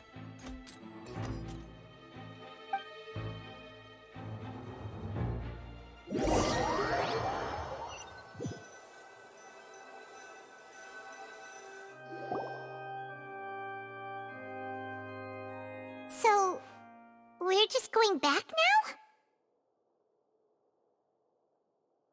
That's true, but... Traveler, Paimon! Please wait. Linny... I know you may not want to speak to me right now. Maybe you don't even want to look at me. But still, let me thank you again for defending me to the end, even after you learned that I'm a member of the Fatui. I guess. But regardless, I'd like the opportunity to set things straight. I didn't approach you with any ulterior motives or ill intent. I've spoken to you as myself, just plain Linny this entire time. As for why I'm a Fatus, it's because the goals of the House of the Hearth align with those of an orphan like me. That's all. That was how Father, who you might know as the Knave, approached recruiting us back then too. The Knave? The one who controls the House of the Hearth? She's your father? That's right. And since we're here, I was wondering, would you mind hearing a story? It's about my past. Back when our parents first died, Lynette and I were left wandering the streets. To survive, I took to surreptitiously observing an older street performer who did magic. It took me several days to figure out how he pulled off his amazing tricks. I took my sister through several streets until we found a crowded corner, and we began to perform magic tricks there. To my surprise, we proved to be pretty popular, and we could at least stop worrying about where our next meal would come from for a time. But I didn't want my sister to remain a street rat together with me forever. Before long, an aristocrat came to me and claimed that he wished to take us in after watching my performances. So you went from orphans to nobility just like that? That was how we felt at first, too. As if fate was on our side and we could say goodbye to those painful days. But I gradually discovered that while we were called foster children, he was really after my talent for magic tricks. He would constantly take me to all sorts of banquets to garner attention, which he would then use to expand his social circles. That doesn't seem too bad either. Better than roaming the streets at any rate. It took a while for me to realize just how dark his heart really was. After one particular performance at a banquet, I discovered that Lynette was not on the same return vehicle as me. I waited a long time after we returned home, but she did not come back. I went to that noble's bedroom and asked him about her whereabouts. The answer he gave me was, she caught the eye of the most eminent person at the banquet, so I sent her over as a gift. I mean, you'll be able to perform your magic regardless of who your assistant is, yes? Oh no. So he was gonna... But wouldn't Fontaine's laws deal with such people? As far as outsiders are concerned, this is a relationship akin to adoption or foster care, and they have their ways of escaping the eye of the law. I managed to ferret out the location of the mansion of that so-called eminent person and hurried through the night. But by the time I leaped over the walls, avoided the guards, and made my way in, all I saw was the moonlit ground covered in blood, and the knave standing there in the darkness. So, she'd already taken care of that guy. That's right. She had rescued my sister before she could come to any harm, and had even discovered several girls hidden in a basement, all of them orphans. Father, I mean, the knave, might have seen something in me, and so she made me an offer. The House of the Hearth welcomes you, for your interests align with ours. Here, none will ever betray you. Indeed, betrayal shall never be permitted here. I was hesitant to trust her. I mean, I had just been betrayed by nobles. But she was also quick to destroy the noble who had taken us in at first, giving us back our freedom. Oh, so that's how the two of you joined the House of the Hearth.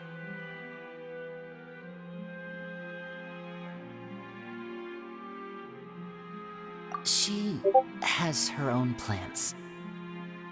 She has gained permission from the Tsaritsa to first use the Gnosis' power when she obtains it.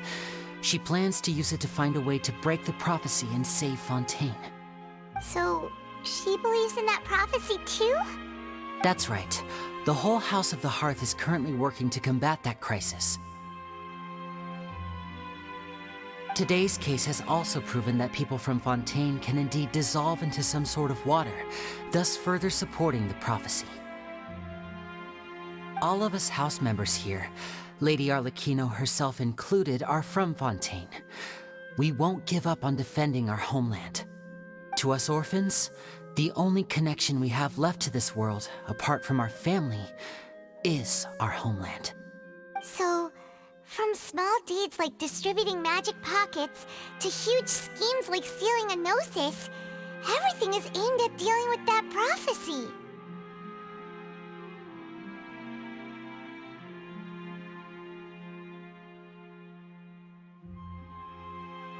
It's all right. I understand. The only thing I can do is relate all this to you. I just hope you can understand that even as a member of the House, I have never stopped making my own decisions, and that I believe what I'm doing is right. If you should need anything at all in the future, feel free to find me. I will do my best to help you, as plain Linny.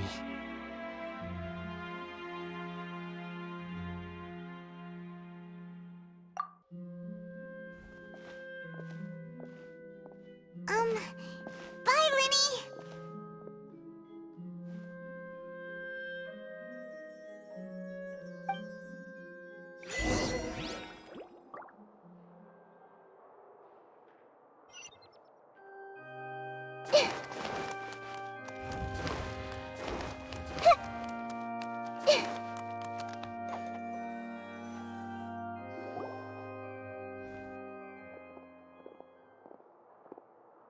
Hey there. What was with the disappearing act you pulled right as the trial ended? Were you looking for us, Navia? Well, this whole thing isn't exactly over, is it? I do feel that we're getting closer to solving the serial disappearances case, though. Don't you think so, too? Huh? What's wrong, my dear partner?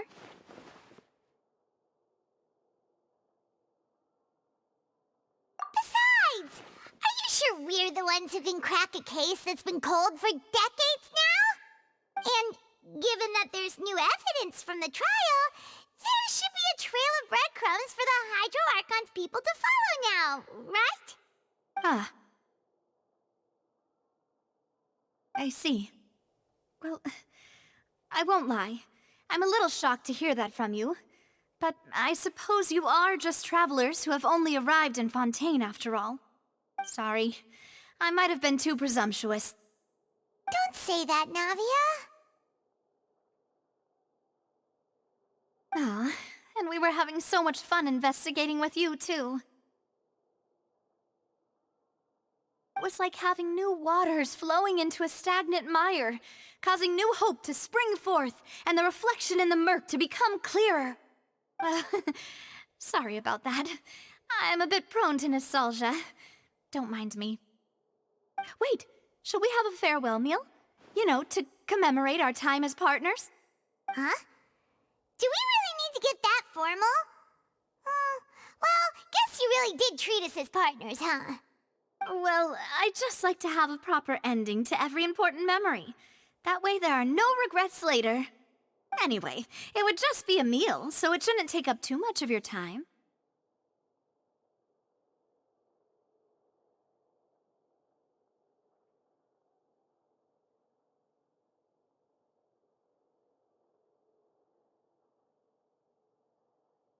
You don't have to twist Paimon's arm. If Boss Navia's treating, count Paimon in! Oh, wonderful! In that case, why don't we return to the court of Fontaine and head to the Hotel de Boer? I believe we'll make it just in time for dinner. All right then, let's have our farewell meal!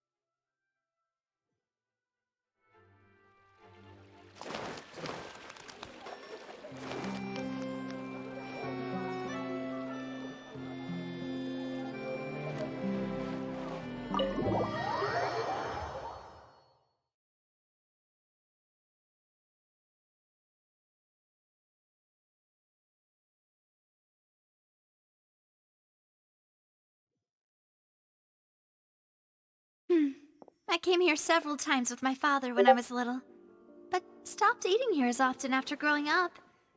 I hope the food here will be to your taste. Oh, don't worry. We haven't eaten at a hotel like this in a while. Paimon's getting excited already. In that case, I'll go order for us first. Please wait here a moment.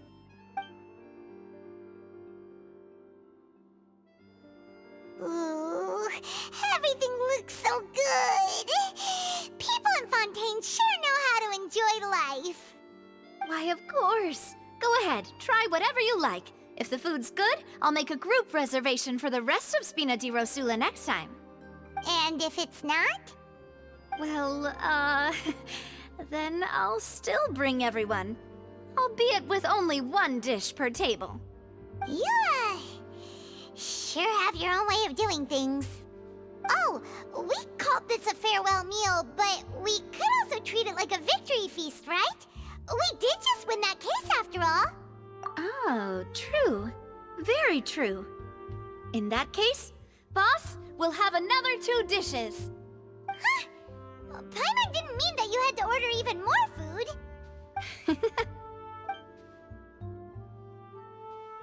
Speaking of cases, do you think that the mastermind behind the serial disappearances will get caught soon now that this has all happened? Well, we've certainly taken a big step forward, but I feel that's about it. We know that there's an organization that means to dissolve these young women, but we still don't know what they are really after. If it hadn't happened right in front of us, Paimon wouldn't have ever believed that a person could be dissolved like that. Right? Yet it was because this was such a preposterous notion that the investigation could never really move forward before. Ugh. If only that guy could have finished speaking! We were so close to hearing who was behind it. In such investigations, even the smallest step can seem like a yawning chasm if the trail of clues is cut off. To be honest, I don't have high hopes for any follow-up that the authorities might conduct. It's not that I don't have faith in their ability, it's just that a different perspective is required in some matters. It's easy to guard against and deceive a single narrow perspective. A shift in thinking is required at such times in order to produce a breakthrough, which is exactly why the Spina di Rosula exist. Those highfalutin folk are not all-knowing. That's why we exist. To seep into the cracks where filth falls through, where their watch fails them. That's the kind of problems we solve. Seems Paimon thought things were simpler than they actually are. It's all right. Well, this was supposed to be a farewell meal, so I doubt you have further interest in this business, right? Let's talk about something else. Like, what are your future plans? That's true. We didn't have a chance to speak to her after the trial ended. It didn't really seem like the right time or place to do it anyway. I see. So, your primary objective, which has been foiled so far, was to have a chat with the Hydro Archon. I've heard that there's a long line of people waiting to meet Lady Farina. I suspect you'll be waiting for quite a while, considering that you missed your chance today. Yeah, we've heard that she's super popular here in Fontaine, and that it'll be tough getting any of her time. Well, would you consider some more, unique ways? Perhaps even methods of, let's say, questionable legality? Guess that's Spina di Rosula's boss for you. Chock full of sketchy ideas. Well, what did you have in mind?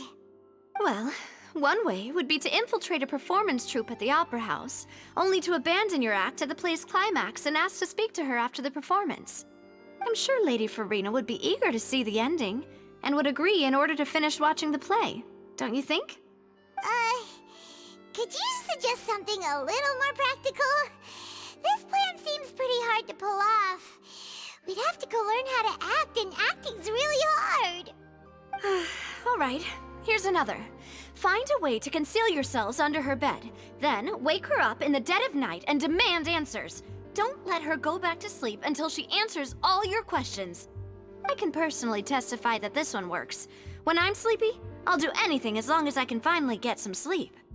That might work, but that's not really the problem. The problem is we don't want to get ourselves arrested. Valid point. I overlooked that part.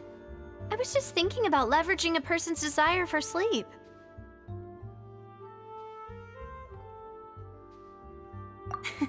All right, no more joking around. Perhaps you could... Oh, I don't know. Cut the line when she's on a break.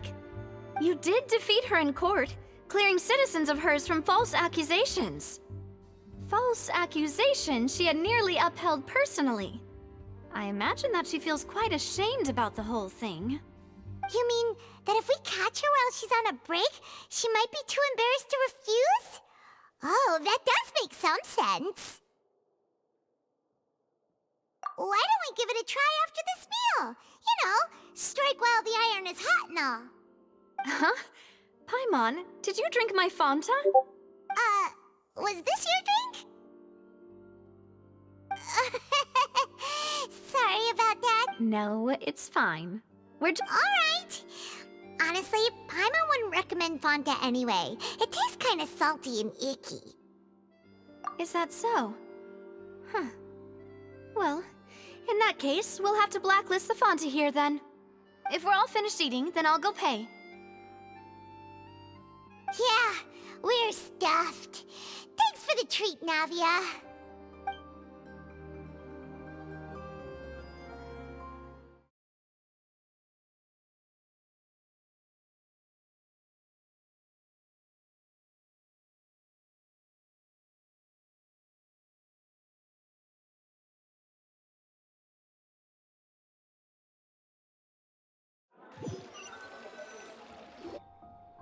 Oh, so full. Paimon can barely float anymore.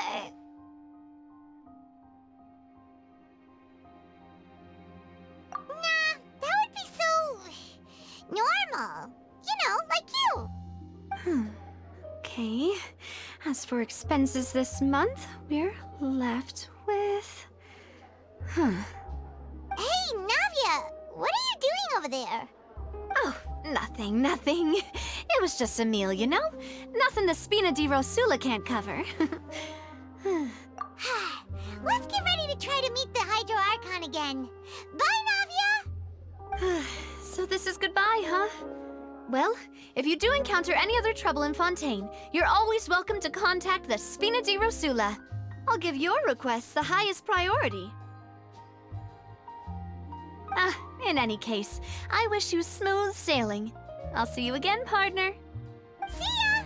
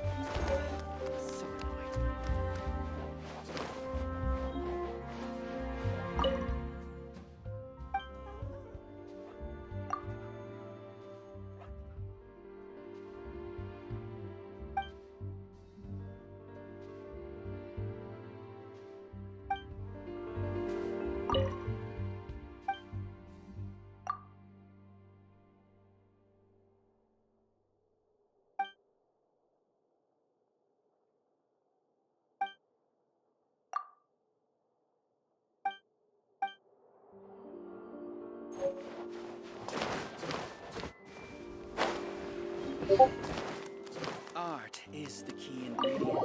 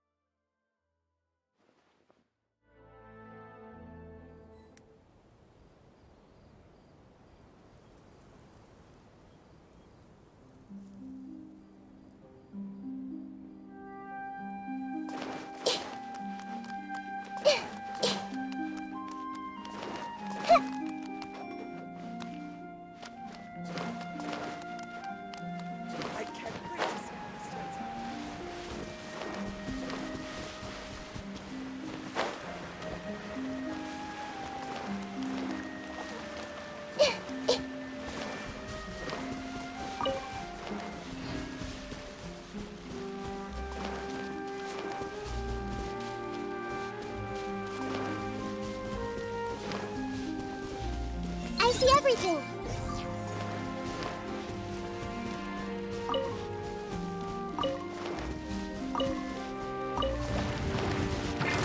Hey, Solidify! allow me. There is no escape.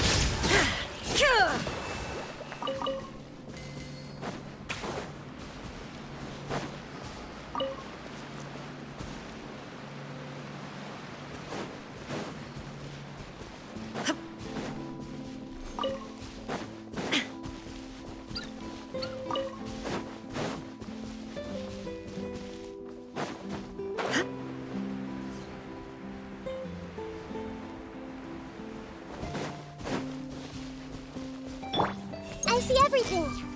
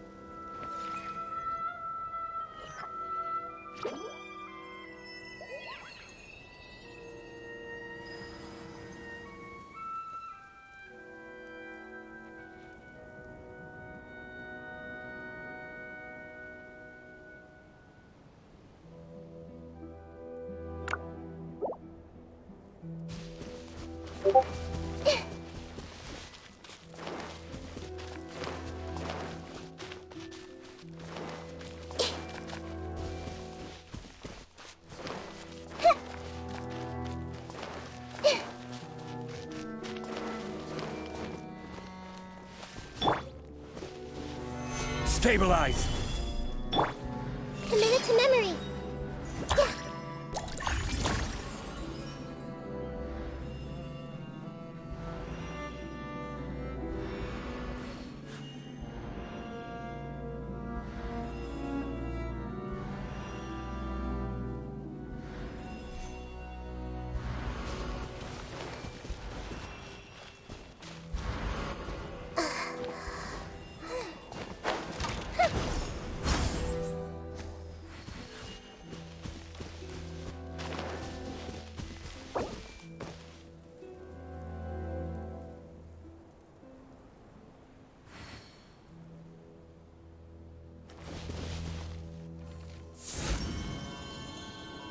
Something on your mind again? Let's work through it together. 2 heads are better than 1.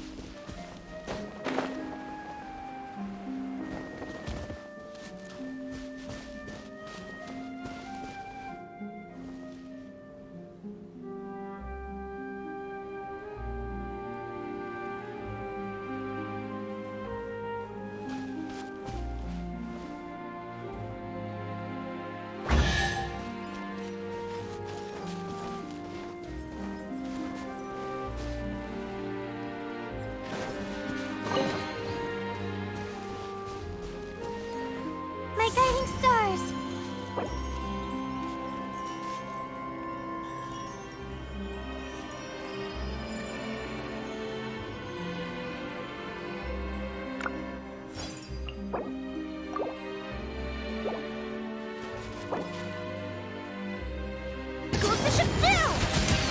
Osmanthus wine tastes the same as I remember. But where are those who share the memory?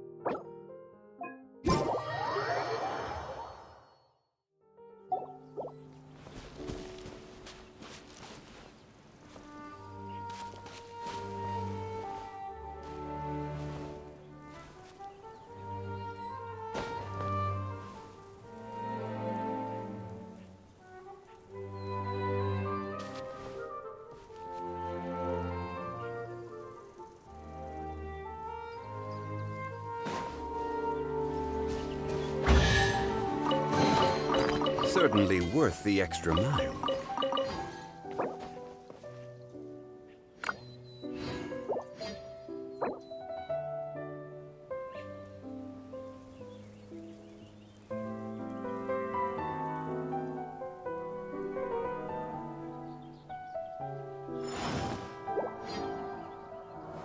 Wait. Huh? No. Whatever.